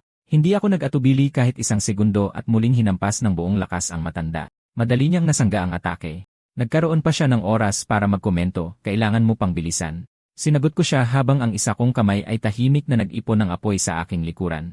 Sa sumunod na sandali, ginamit ko ang Blazing Fury at umatake muli para lang makita ang isang harang sa kanyang harapan. Pagkatapos noon, naging hindi mahahawakan ang kanyang katawan. Ang figura sa harapan ko ay isa lang palang clone. Ang tunay na matanda ay papalapit na. Buti na lang, mabilis akong nakakilos kaya't halos nakaiwas ako. Water element na naman? Bumulong ako, ilang abilidad ba talaga ang meron ang taong to? Walang ibang pagpipilian, ginamit ko ang natitirang nether mist ko, bumuo ng panangga para harangan ang atake. Sa puntong ito, iyon na lang ang maaari kong subukan. Nagkunwari akong umatake para gumawa ng pagkakataon, at sa sandaling umiwas siya, naglunsad ako ng patagong atake gamit ang Nightwalker. Akala ko nakuha ko na siya, pero kalmadong umiti ang matanda. Medyo matalino, pero kulang na kulang pa rin ang lakas mo. Kasabay ng pagbitaw niya ng salita, isang nakakasilaw na liwanag ang kumalat sa lugar. Tinangay ako ng napakalakas na puwersa. Hindi pa rin ako sumuko, pero napagtanto kong hindi ako makagalaw. Pati telekinesis, pandaraya na yan. Di nagtagal, nakagalaw na ulit ang aking katawan. Sinabi sa akin ng matanda na manatili at makipag-usap. Sino mang gagawa ng ganito para subukan ako, at may lakas na higit pa kina Jinbao at Ate Su, ay walang iba kundi ang leader ng Clean's team. Umayos ako ng tayo at magalang na nagtanong, maaari ko po bang malaman kung paano ko kayo tatawagin? Mahinang tumawa ang matanda. Huwag ka nang magkunwari. Hindi mo ba talaga alam ang pangalan ko? Mukhang alam na ng Clean's team ang lahat tungkol sa akin. Nagtanong ako, Sir Sidhu, ano po ang sadya ninyo ngayon? Bago pa ako matapos, binalaan ako ni Sidhu Sherbay, Zhang Ping, hanggat hindi mo kayang harangan ang aking mga kakayahan sa pagbabasa, mas mabuting huwag kang mag-isip ng sobra. Pagkatapos ay ipinaliwanag niya ang kanyang layunin. Pagkatapos ko, 200 taon nang walang lumalabas na infinite grade ability user sa Pearl City. Paano naman ako hindi sisilit? Tuluyan akong natulala. Ibig mong sabihin, infinite grade ako. Pero hindi ba't ang pinakamataas na antas para sa kakayahan ng tao ay dapat top tier? Nang makita ang pagkalito ko, ipinaliwanag ni Situ Sherbay na gaano man kalakas ang kakayahan ng isang tao, isang talento lang ang maaaring taglayin ng isang awakener sa buong buhay niya. Iba ang infinite grade. Inaalis nito ang limitasyon sa bilang ng mga talento at hinahayaang patuloy na magising ang mga bago. Ang tunay na nakapukaw ng kanyang interes ay kung ang sarili niyang infinite grade talent ay kayang kopyahin ang aking infinite grade talent, ang contract gem. Siyempre, hindi niya ito susubukan ng libre. Ano man ang maging resulta, nangako siyang bibigyan ako ng gantimpala at sasagutin ang lahat ng aking mga tanong. Bago pa ako makasagot, nag-abot si Situ Sherbay ng isang regalo na naglalaman ng gintong pulseras. Malaya kang tumanggi pero tingnan mo man lang ang aking sinseridad. Ang pulseras na ito ay tinatawag na Golden Vault. Isa itong lumang kagamitan na madalas kong gamitin. May selyo itong skill na tinatawag na storage. Dapat alam mo na ang ibig sabihin niyan. Habang tinititigan ang makinang na pulseras, hindi ko maiwasang sabihin, Sir Situ, napakabuti ninyo. Tutal, storage space talaga ang kailangan ko. Agad ko itong tinanggap. Sinabi sa akin ni Situ Sherbay na iabot ko ang aking kamay. Sa sumunod na sandali, isang matingkad na asul na enerhiya ang lumabas at bumalot sa aking palad. Pagkalipas ng ilang sandali, tahimik siyang napabuntong hininga. Nagtatakang nagtanong ako. Iyon na yon, sinabi ni Situ Sherbay na tapos na. Hindi niya kayang kopyahin ang aking abilidad o alinman sa mga nagmula ritong talento. Mukhang tunay kang espesyal. Pagkatapos ay itinulak niya ang gintong pulseras papunta sa akin. Mula ngayon, sayo na to. Matapos pasalamatan si Situ Sherbay, kinuha ko ang gintong pulseras at sinimulang suriin ito. Ang sumunod kong nakita ay nakakabahala, isang babae, puno ng dugo ang katawan, mahigpit na nakagapos sa isang lugar. Binuhusan siya ng tinunaw na ginto habang ilang mga awakener ang gumagamit ng kanilang mga abilidad sa paligid niya. Sa huli, dahan-dahang natunaw ang kanyang katawan at walang naiwan kundi ang pulseras. Matapos masaksihan kung paano ito ginawa, naging mabigat ang aking ekspresyon. Ibig bang sabihin noon, lahat ng espesyal na kagamitan ay ginawa kapalit ng buhay ng tao? Ipinahayag ko ang aking alalahanin kay Situ Sherbay. Sir Situ, lahat po ba ng espesyal na kagamitan ay ginawa sa ganito kalupit na paraan? Sumagot si Situ Sherbay, sa loob ng 200 taon, ito na ang naging kalakaran. Kahit na mahigpit na itong ipinagbabawal ngayon, may ilan pa ring patuloy na gumagawa nito ng palihim. Minsan ko nang binalak na sirain ito, ngunit kung magagamit mo ito para parusahan ang kasamaan at itaguyod ang katarungan, marahil ay matahimik na rin ang mga kaluluwang nakatali rito. Hindi ko maiwasang magtanong kung gayon ano ang hitsura ng Pearl City 200 taon na ang nakalipas. Ganoon na lang ba kababa ang tingin sa buhay kahit saan? Kinumpirma ito ni Situ Sherbay. 2 siglo na ang nakalipas, ang Pearl City ay pinamumunuan ng pamilyang Zhu na mga beast tamer. Noon, lahat sa lungsod ay alipin ng pamilyang Zhu, walang kinabukasan at walang pag-asa. Nagtrabaho ang mga lalaki araw at gabi, pero kakarampot lang ang kinikita para makakain at mabuhay. Ang mga babaeng may bahid man lang ng ganda ay pinipiling maging tagapaglingkod, nagiging laruan ng mga bulakbol na kabataan. Ang mga bata ay tinitipon at tinuturuan araw at gabi ng katapatan sa pamilyang Zhu. Para naman sa mga matatandang hindi na makapagtrabaho, ginagawa silang pagkain para sa mga alagang mutated beast ng pamilyang Zhu. Sa panahong iyon, sinumang awakener ay magiging kontroladong alipin o hilaw na materyales para sa paggawa ng kagamitan. Ang hindi mabilang na kalupitan ng pamilyang Zhu ay nagtulak sa mga may kakayahang individual na palihim na mag-ipon ng lakas at sama-samang pabagsakin ang kanilang pamumuno. Pagkatapos ay nagtanong si Situ Sherbay kung mayroon pa akong ibang tanong. Sa wakas, tinanong ko na ang matagal nang nasa isip ko.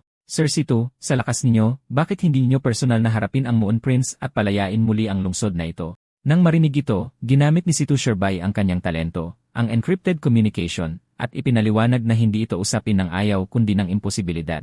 Maaaring isipin mo na mahina ang depensa ng Pearl City, na pinayagan pang ang makapasok ang Tianqiang Fox, pero mali ang palagay na yan. Sa katunayan, napakatibay ng sistema ng depensa ng Pearl City. Ang investigation team ay kumikilos sa labas ng lungsod, nagsusuri at nagtataboy ng mga mutated beast. Malapit sa mga tarangkahan ng lungsod, ang cleanup squad ay nagsasagawa ng mga palihim na paglipol. Pinakamahalaga sa lahat, protektado ang lungsod ng isang king-grade artifact na kilala bilang Sun Moon Pearl. Sa loob ng sakop nito, lahat ng nilalang ay sa pilitang pinipigilan sa level 40 o mas mababa pa.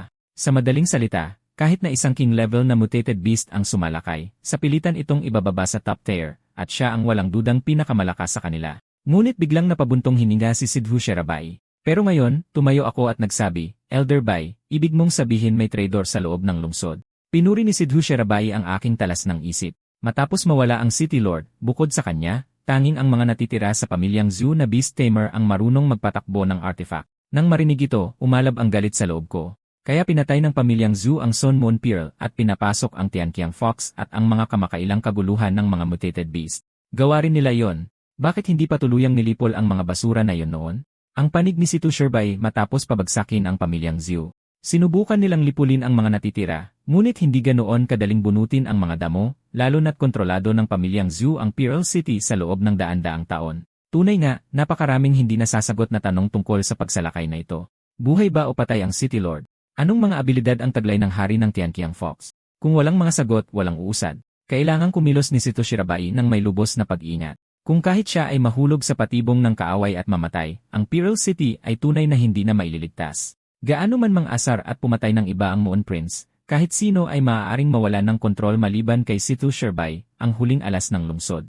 Pagkatapos ay nagsalita si Situ Sherbay, kahit hindi ko kayang kopyahin ang iyong abilidad, kailangan ka namin. Zhang Ping, handa ka bang sumali sa cleanup squad? Hinawakan ko ang kanyang kamay ng walang pag-aalinlangan at pumayag. Samantala, pabalik sa Iron Soul Blacksmith Shop, sinasamantala ng proprietress ang katahimikan para mag-ayos ng mga kagamitan. Hindi maitago ni Wang Jimin ang kanyang pag-aalala. Ilang araw na. Hindi ko alam kung kailan babalik si Zhang Ping. Agad siyang tinukso ng proprietress. Ilang araw pa lang kayong magkahiwalay, mismo na agad siya. Kaya pala wala ka sa sarili. Namumula, itinanggi ito ni Wang Jimin, sinabing hindi lang siya sanay na mag-ensayo ng walang gabay at nag-aalala kung baka mapahamak si Zhang Ping sa labas ng lungsod. Nang makita ang kanyang mahiyain na reaksyon, napatawa ang proprietress. Tignan mo nga naman, parang bagong kasal kung umasta, tapos sasabihin mong hindi mo siya iniisip araw-araw. Pagkatapos ng panunukso, seryoso siyang nagbigay katiyakan. Ang mga nayon at mga high-risk na mutated beast zone sa labas ng lungsod ay markado lahat. Hanggat hindi napapadpad si Zhang Ping sa mga lugar na yon, dapat ay medyo ligtas siya. Nagtingin si Wang Jimin na may pagtataka. So may mga nayon sa labas ng Pearl City? Tumango ang proprietress. Siyempre meron, pero karamihan sa kanila ay sarado at makaluma. Ang iba pa nga ay sumasamba sa mga mutated beast bilang mga Diyos. Kung sakaling makatagpo ka ng ganoong mga nayon sa labas, mas mabuting iwasan ang mga ito. Kung mahuli ka, maaari kang maging alipin o alay. Hindi makapaniwala si Wang Jimin, pero lahat naman tayo ay tao. Hindi ba dapat sila makatwiran? Agad na nagpakita ng nakakatakot na ekspresyon ang proprietress. Hindi sila mga normal na tao. Doon sa labas, ang pinakapanganib na mga bagay ay hindi ang mga mutated beast, kundi ang mga barbaro na yon. Idinagdag niya na gusto nilang magsuot ng mga nakakatakot na maskara, tahimik na lumilitaw sa likuran mo, at pagkatapos ay dinudukot ka. Sa sandaling iyon, isang anino ang lumitaw sa kanyang likuran. Nataranta, itinuro ni Wang Jimin ang likuran niya. Boss, hindi mo naman ibig sabihin na tulad niyan, di ba? Lumingon ang proprietress. Halos ganyan niya, tapos napagtanto niyang totoo ang anino. Nagulat, tumalikod si Wang Jimin para tumakbo. Ang aninong iyon ay ako, sinusubukan ang bago kong abilidad. Sa sumunod na sandali, nagpakawala ng high kick ang proprietress. Ang biglaang sipa ay halos magpadala sa akin sa kabilang buhay. Pilit kong binaliwala ang sakit at umungol, boss, ang brutal naman noon. Hinila niya si Wang Jimin sa kanyang likuran at nagtanong, sino ka? Dahan-dahang natunaw ang aking maskara. Nanginginig, sinabi kong ako to. Nang makitang ako yon, pareho silang natahimik. Niyakap ako ng proprietress. Ikaw na bata ka, bumabalik ng walang pasabi at nagpapanggap pang multo. Napabuntong hininga ako. Kakarating ko lang at narinig kitang nag-uusap tungkol sa mga barbarong nayon. Sinusubukan kong sakyan ng mood, hindi ko inaasahan ang isang flying kick. Tinanong niya kung tapos na ang training ko. Sabi ko, mananatili ako sa lungsod para patatagin ang aking lakas. Sabi niya, tamang-tama pala. Nakahanap siya ng lead tungkol kay Shanshan at balak niyang lumabas ng lungsod. Pinakiusapan akong bantayan si Uncle Lu. Pagkatapos ay nanunukso niyang idinagdag, may naghihintay araw-araw. Hindi ako mang-istorbo. Namumula, nagmamadaling umalis si Wang Jimin, sinabing gabi na at kailangan niyang magpahinga, pero bigla siyang huminto sa may pinto. Zhang Ping, masaya talaga akong nakabalik ka ng ligtas. Kumaway ako para magpaalam. Dahil sa mga sinabi niya, sa unang pagkakataon mula nang dumating ako rito, naramdaman kong para akong nasa bahay. Sakto namang lumitaw si Uncle Liu sa likuran ko. Nasa loob na siya. Anong iningiti-ngiti mo dyan? Bago ako makasagot, sinabihan niya akong puntahan ang proprietress bukas ng umaga at sabihing malubha ang sakit niya para hindi siya umalis ng lungsod. Nang makita ang pagkalito ko, binatukan ako ni Uncle Liu at sinabing hindi siya may sakit o ulyanin. Arte lang lahat. Masyado nang matagal nawawala si Shanshan. Kinatatakutan niya ang pinakamasama at nag-aalala na baka mapahamak din si Xiaoqiang kung patuloy siyang mag-imbestiga. Masyadong emosyonal ang batang yon. Kapag napamahal na sa kanya, hindi na siya nag-isip ng maayos. Pagkatapos ay sinabi niyang may tunay akong talento sa pagpo-forge. Dahil hindi malakas ang proprietress sa larangang iyon, tuturuan niya ako ng tamang kneading forge techniques sa mga susunod na araw. Buong loob akong sumagot, hindi kita bibigyan, Tio Lo. Pagbalik sa aking kwarto, magpapahinga na sana ako. Nang marinig ko ng bahagya ang boses ni Su Jingyao, magpakatatag ka, Zhang Ping. Maghihintay ako. Matapos ituro sa akin ni Tio Lu ang tunay na kneading forge technique, ginamit ko ito sa nether mist na lalong nagpalakas sa kontrol ko dito. Gaya ng hula ni Tio Lu, hindi umalis ng syudad ang proprietress. Matagumpay na natutunan ni Wang Jimin ang anyong Ape King, isa sa unang 3 teknik. Nang gabing iyon, sigurado akong narinig ko talaga ang boses ni Su Jingyao. Kaya tinanong ko si Sidhu Sherbay kung may natitira pang nagpapanggap na si Ever Fox malapit sa forge. Malinaw ang sagot. Nalinis na ang lahat. Imposibleng may natitira pang Skever Fox sa aming lugar. Pero kung hindi ito isang bagay na na-detect ng Wind Whisperer, ano ito? Paulit-ulit na bumabalik sa isip ko ang isang posibilidad. Maaaring hindi talaga patay si Su Jingyao, kundi buhay sa ibang anyo. Para malaman ang katotohanan, kailangan kong tanggalin ang maskara ng Sky Ever Fox gamit ang sarili kong mga kamay. Samantala, sa labas ng tirahan ng pamilyang Shooks, isang lalaki ang mahusay na sumusungkit sa pinto gamit ang isang bakal na baras. Kakatwa, ang babaeng natutulog sa loob ay hindi man lang nagpakita ng anumang reaksyon. Lumalabas na dinroga na niya ito ng maaga. Matagal na niyang naririnig na ang anak na babae ng pamilyang Shu ay balingkinitan at makinis ang balat. Nang akmang kikilos na siya, isang malamig na boses ang biglang tumawag sa pangalan niya mula sa likuran. Natigilan si Zheng Xiaofan. Sino yan? Hindi siya pinansin ng itim na ulap. Zheng Xiaofan. Palayaw, short-leg teddy. Taas, 1.5 metro, baluktot at bastos. Tinanggihan ng mga babae na baluktot ang isip mo sa paglipas ng panahon. Hindi mabilang na biktima sa loob ng 10 taon. Nandito ako para tapusin ka. Bumuhos ang pawis sa kanyang mukha. Dapat ay nadroga na ang lahat sa bahay ng mga Shooks. Kaya ano ang bagay na ito? Tao o multo? Sinubukan niyang tumakas. Isang napakaitim na baras ang tumusok sa kanyang binti. Bumagsak siya sa lupa. Habang papalapit ang isang anino, nawalan ng kontrol si Zhang Xiaofan. Kasabay nito, biglang tumaas ang reserba ko ng nether mist. Ang matinding takot ay tuluyang sumira sa kanya. Nawalan siya ng malay. Bumulong ako, iyon lang pala para sa isang batikang serial offender. Dahil doon, natapos na ang una kong misyon matapos sumali sa cleanup team. Ang natitira na lang ay ang isuko siya. Pagkatapos ay kinilala ko siya, Mid-Tier Awakened, Level 13. Talento, Pharmaceutical Mastery, kayang suriin ang mga katangian ng gamot at maghalo ng mga droga. Pagkatapos ay nagsimulang umulit ang footage ng kanyang mga krimen. Isang babae ang nakahandusay sa lupa na nagmamakaawa sa kanya na iligtas ang anak niya, pero sinipa lang siya ni Zheng Xiaofan. Sisihin mo ang asawa mo sa maagang pagkamatay. Kaya naman sa inyo ako nagtuon ng pansin. Isang patrol officer na laging sinasabi na ipagtatanggol ang Pearl City hanggang kamatayan. Aba, namatay nga talaga siya, di ba? Talagang katawa-tawa. Pagkatapos ay hinablot ni Zhang Xiaofan ang babae mula sa lupa at sinabing nagpapasalamat pangaraw siya dito. Sa huli, iniwan niya kayong dalawa sa amin. Kapag natapos na ako sa pagsasaya, ipapadala ko ang buong pamilya niyo para magsama-sama bilang ganti ko sa kanya. Sunod-sunod na lumitaw ang iba pang mga biktima. Pagkatapos mapanood ang playback, labis akong nayanig. Nang mga oras na yon, gising na si Zhang Xiaofan. Nang makita akong nakatitig sa kanyang maskara, mabilis niyang isinaboy sa akin ang pulbos mula sa kanyang bulsa. Sino ka ba para sirain ang kasiyahan ko? Ang dami nito ay sapat na para patumbahin ang isang malaking mutated beast. Kapag tulog ka na, paglalaruan kita. Ngunit nang humupa ang alikabok, wala akong anumang galos. Nang makitang walang epekto, pinagpawisan ng malamig si Zheng Xiaofan. Nawalan ba ito ng bisa dahil sa ulan? Bago pa siya makapag-isip, isang talim ang pumutol sa kanyang kamay. Napahiyaw sa sakit si Zheng Xiaofan, nakatitig sa akin ng may takot. Ang tagang iyon ay para sa inang nagbuwis ng buhay para protektahan ang kanyang anak. Ang tagang iyon ay para sa dalagang hindi sumuko kahit hanggang kamatayan. Ang tagang iyon ay para parangalan ang bayaning patrol. Habang iwinawasiwas ko ang aking talim para sa bawat biktima, tuluyang bumagsak si Zhang Xiaofan, at kaya na lamang gumapang at humagulgol. Baliw ka. Isa kang baliw. Umiti ako. Sa gamot ngayon, basta't magamot ka agad, mabubuhay ka. Bibigyan kita ng isang pagkakataon. Kung makakalabas ka sa pintuan, palalagpasin kita. Sa mga salitang iyon, isang kislap ang nagliwanag sa kanyang mga mata. Tiniis ang sakit, naggalit siya ng ngipin at gumapang pasulong. Kapag nakabawi ako, babalatan kita ng buhay. Hindi ako pwedeng mamatay dito. Marami pang magagandang babae na hindi ko pa nakukuha. Nilunod ng pagnanasa ang sakit. Para sa kanya, ang pagbukas ng pinto na iyon ay nangangahulugang kalayaan. Hindi na niya kailanman naabot ang doorknob. Lumpo na ang kanyang mga binti, nilamon ng kawalan ng pag-asa at galit.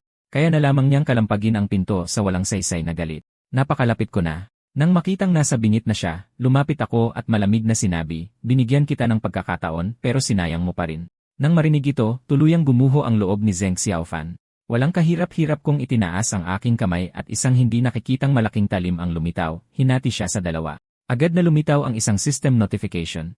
Dahil sa pagtalo sa isang kalaban na mas mataas ang antas, lahat ng attributes ay tumaas ng isa. Sa lohika, dapat ay masaya ako. Ginawa ko ang tama at nakakuha ng stats, pero wala akong naramdamang saya. Akala ko noon, ang paglipol sa Tianqiang Fox ay magpapanumbalik ng kapayapaan sa Pearl City, pero ngayon iniisip ko, karapat-dapat bang iligtas ang mga basura tulad ni Zheng Xiaofan? Pagkatapos ng maikling pagninilay, naging malinaw ang aking mga iniisip. Ang mga lumihis sa moralidad at hustisya ay dapat pagbayaran ang kanilang mga krimen. Sa sandaling yon, biglang nag-activate ang Wind Whisper talent at isang boses ang pumasok sa aking tainga. Sigurado ka bang nasa Hanhai Academy ka? Espesyal na araw ngayon. Humanap ka ng pagkakataon at kunin sila. Agad akong naging alerto. Isa na namang tulad ni Zheng Xiaofan. Walang pag-aalinlangan, inilabas ko ang isang jade pendant. Nag-report ako sa kapitan. Tapos na ang misyon sa Flower Thief, at ipinarating ko kung ano mismo ang na-detect ng Wind Whisper talon. Pagbalik sa headquarters, narinig ito ni Situ Sherbay, at agad na sinenyasan si Manny sa likod niya. Mabilis niyang sinimulang hanapin ang Tinfu, ngunit wala siyang naramdaman. Mukhang may naglagay ng barrier. Nang mapagtantong hindi ordinaryong tao ang kalaban, inutusan ako ni Situ Sherbay na pumunta agad sa lugar at sinabing agad niyang tatawagan si Lucis Han para sa backup. Matapos matanggap ang utos, agad akong tumakbo papuntang Hanhai Academy. Kasabay nito, isang pulang-pula na barrier ang bumalot na sa loob ng akademya. 3 misteryosong tao na nakaitim ang palihim na gumagala sa paligid at may hinahanap. Hindi napigilan ng isa sa kanila na magreklamo, 2.5 minuto na tayong naghahanap. Saan itinago ni Qin Shulei ang babaeng iyon? Sa sumunod na segundo, nagbago ang mukha ng isa pang lalaking nakaitim. Boss, masama ito. May nakapasok sa barrier. Sa mga salitang iyon, nataranta ang matabang lalaki sa likuran. Nabulgar na ba ang ating mga kilos? Sinubukan ng leader na may puting buhok na magmukhang kalmado, ngunit gumapang ang tensyon sa kanyang puso. Patuloy niya silang sinabihan, bilisan nyo. Nauubos na ang oras. Hanapin niyo siya anuman ang mangyari. Samantala, sa wakas ay nakarating na ako sa Hanhai Academy. Sa pasukan, nakita ko ang estatwang Hugis Dragon. Walang pag-aalinlangan, ginamit ko ang identification dito. Matapos ang ilang pagsubok, nakumpirma kong isa itong Epic Grey Dragon Sealing Stone. Kapag inilagay sa mga itinalagang posisyon, bumubuo sila ng isang Dragon Breaking Suppression Barrier na kayang sakupin at lansagin ang karamihan sa mga barrier. Mga imaheng may kinalaman sa Dragon Sealing Stone ang lumitaw sa aking mga mata, umiikot na mga batong plato na walang awang dumudurog sa hindi mabilang na mga awakener. Ang dugong pumiga ay dumaloy sa isang kakaibang bitak at dahan-dahang naging itim na likido na naglalabas ng masamang enerhiya. Habang ibinubuhos dito ang itim na likido, ang itim na dragon na nakapulupot sa bato ay unti-unting umilaw hanggang sa ang mga mata nito ay naging kulay dugo. Nagulat ako. Nangangailangan ito ng sakripisyo ng tao. Hindi ba't matagal nang ipinagbawal ang pagmamay-ari nito ng mga sibilyan? Ang mga lalaking nakaitim ay hindi mukhang miyembro ng 3 pangunahing organisasyon. Maaari kayang sila ang mga natira sa pamilyang Zhu. Ngunit sama-sama silang pinabagsak 200 taon na ang nakalipas. Pero sa paanong paraan ay naakit nila pabalik sa Pearl City ang mga Tianqiang Fox? Walang katuturan ang kilos na yon. Anong pakana ang kanilang binabala? Marahil ay ihahayag ito ng operasyong ito. Sakto, may narinig akong ingay mula sa malapit na bintana. Agad kong ginamit ang Nightwalker skill at naglaho sa mga anino. Hindi nagtagal, ilang tao ang umakyat palabas ng bintana. Isa sa kanila ay may pasan na babae sa balikat. Matapos suriin ang lugar at walang makitang bakas ko, inakala ng lalaking may puting buhok na umalis na ako. Inutusan niya ang kanyang mga tauhan na patayin ang kanilang mga parol para itago ang kanilang presensya. Siya mismo ay pumunta para kunin ang Dragon Sealing Stone. Sinamantala ang pagkakataon, ginamit ko ang identification at nag-report sa log guard, kinukumpirma na ang mga kalaban ay talagang mga natira sa pamilyang Zhu. Pagkatapos ay kinilala ko ang mga parol sa kanilang mga kamay, mga bagay na tinatawag na Nightingale Lanterns na nagtatago ng lahat ng aura. Kaya pala hindi ko sila naramdaman kanina, pero sa kabutihang palad, halos maubos na ang kanilang enerhiya. Sumunod, nag-focus ako sa isang dinukot na babae. Nagulat ako sa resulta ng identification. Mayroon siyang nakakatakot na 12 star potential, at ang kanyang talento, Holy Mother's Blood, ay katawa-tawa. Hindi lang ito pinapataas ang affinity sa lahat ng uri ng buhay, kundi kaya rin itong gawing panatiko ang mga mutated beast, na parang upgraded version ng aking contract gem. Sino ang sinusubukang kontrolin ng pamilyang Zhu gamit ito? Ano man ang mangyari, inosente ang babae. Hindi ko pwedeng hayaang magtagumpay ang kanilang pakana. Sa sumunod na segundo, naglaho sila sa aking paningin. Naputol din ang aking identification. Agad kong kinontak si Manny para subaybayan ang kanilang mga galaw. Mabilis na sinabi sa akin ni Manny na papalabas sila ng syudad, pero sa bilis nila, malamang ay hindi makakaabot sa oras si Liu Zishan. Wala nang oras para mag-atubili, kaya nagpa siya akong pigilan sila ng mag-isa. Pagkarinig nito, inutusan ako ni Situ Sherbay na tiyakin muna ang aking sariling kaligtasan higit sa lahat. Ilang sandali pa, ang mga natira sa pamilyang Zhu ay tumatakas na mula sa Pearl City ng buong bilis. Bigla, nakaramdam ang lalaking may puting buhok ng paggalaw sa mga halaman sa unahan. Sa sumunod na iglap, isang lobong nababalot sa itim na ulap ang sumugod. Mabilis nila itong nakilala bilang isang mist-mutated beast, nagtataka kung bakit may ganitong nilalang nalilitaw sa Pearl City. Ang hindi nila akalain ay ang Wolf King na ito ay ako mismo na nagpapanggap gamit ang living face forging technique. Hanggat hindi ako nabubunyag ng identification ng lalaking may puting buhok, may pag-asa pa ako. Bago pa ako makakilos, unang ginamit sa akin ng lalaking may puting buhok ang identification. Agad akong nagpakawala ng isang mist attack, pilit na pinutol ang kanyang pag-scan, pagkatapos ay lumundag ako pasulong at sinugod siya ng buong lakas. Napakabilis ng kanyang reaksyon. Umiwas siya sa aking atake at sumigaw, "Huang-san, I hypnotize mo siya ngayon." Agad na ginamit ng matabang lalaki sa tabi niya ang kanyang hypnosis skill. Kulay rosas na liwanag ang kumislap sa kanyang mga mata habang inuutusan niya akong huminto. Ang hindi niya alam ay walang hangganan ang aking mental power, immune sa lahat ng kontrol at ilusyon. Gayunpaman, nagpa siya akong makisakay. Nagkunwaring kontrolado, dahan-dahan akong lumapit sa kanila. Sa pag-aakalang gumana ang hypnosis, iniabot ng matabang lalaki ang kanyang kamay para hawakan ako. Sa sandaling iyon, sumalakay ako, inilabas ang aking mga pangil at sinakmal ang kanyang lalamunan, agad na tinapos ang kanyang buhay. Ang natitirang dalawa ay nasindak. Agad na ginamit ng lalaking may berdeng buhok ang telekinesis at itinapon ako palayo sa bangkay. Nang mga oras na yon, naabot ko na ang level 9 at umakyat na sa level 6 ang aking contract gem. Ang kailangan ko lang gawin ngayon ay pigilan ang natitirang dalawa at hintayin ang backup ni Sisi. Hindi inaasahan, ginamit ng lalaking may berdeng buhok ang telekinesis supergravity. Isang malupit na puwersang gravitational ang bumagsak sa sumunod na segundo. Nadiin ako sa lupa, tuluyang hindi makagalaw. Ang mas malala pa, matagumpay na nakilala ng lalaking may puting buhok ang aking impormasyon. Nalaman niyang galing ako sa cleanup squad, isang level 9 na baguhan lang na nagmamatapang dito. Dahil isa ka sa mga tao ni City Sherbais, hindi ka namin pwedeng hayaang mabuhay. Pinilit kong manatiling kalmado, naghahanap ng paraan para malusutan ang sitwasyon. Lalo pang lumala ang sitwasyon nang ilabas ng lalaking may puting buhok ang isang epic grade na longbow na iniumang at isinalang sa isang tuloy-tuloy na kilos. Isang pana ang nagpatalsik sa aking misformed na Wolf King. Mula sa ataking iyon, napagtanto kong ang lakas sa pag-amo ng hayop ng pamilyang Zhu ay nakasalalay sa kadamitan. Kahit na nadudurog ang aking katawan sa ilalim ng supergravity, kaya ko pa ring manipulahin ang ulap para umatake. Nagtaka ako sa kanilang kilos. Laban sa aking mga atake ng ulap, hindi nila ginamit ang telekinesis para itaboy ang mga ito, sa halip ay pinili nilang umiwas. Bago ko pa man maintindihan, isa pang pana ang lumipad sa akin. Nang makitang naubos na ang mist energy ko, mabilis siyang nagpakawala ng isa pang tira. Habang lumalaban ako, doon ko napagtanto. Siguro hindi sa ayaw nilang salagin ang mga atake ko. Ito ay dahil hindi nila kaya. Sa sandaling nawala ang focus ko, ang pana ay nasa harap ko na. Wala na akong oras mag-isip at desperadong lumaban gamit ang mist. Kasabay nito, tahimik kong itinago ang bahagi ng mist sa ilalim ng lupa. Sa wakas, bumuo ako ng ilang lumilipad na punyal at inihagis sa lalaking may puting buhok. Madali lang itong nasangga. Akala nila ay huling hirit ko na lang iyon bago mamatay. Ngunit biglang bumulwak ang mist na nag-aabang sa ilalim ng lupa at mahigpit silang iginapos. Hindi nyo sinasalag ang mga atake ko dahil kailangan nyong itutok ang mga kamay nyo sa akin para magamit ang telekinesis. Tama, takpan ang mga kamay nyo at mawawala ng bisa ang telekinesis. Mabilis akong lumapit, planong unahin ang telekinetic. Nagbago ang mukha ng lalaking may puting buhok at pinagsama ko ang natitirang mist para maging punyal at sinaksak diretsyo kay Huang-san. Sa gulat ko, hinawakan ni Huang-san ang kamay ko.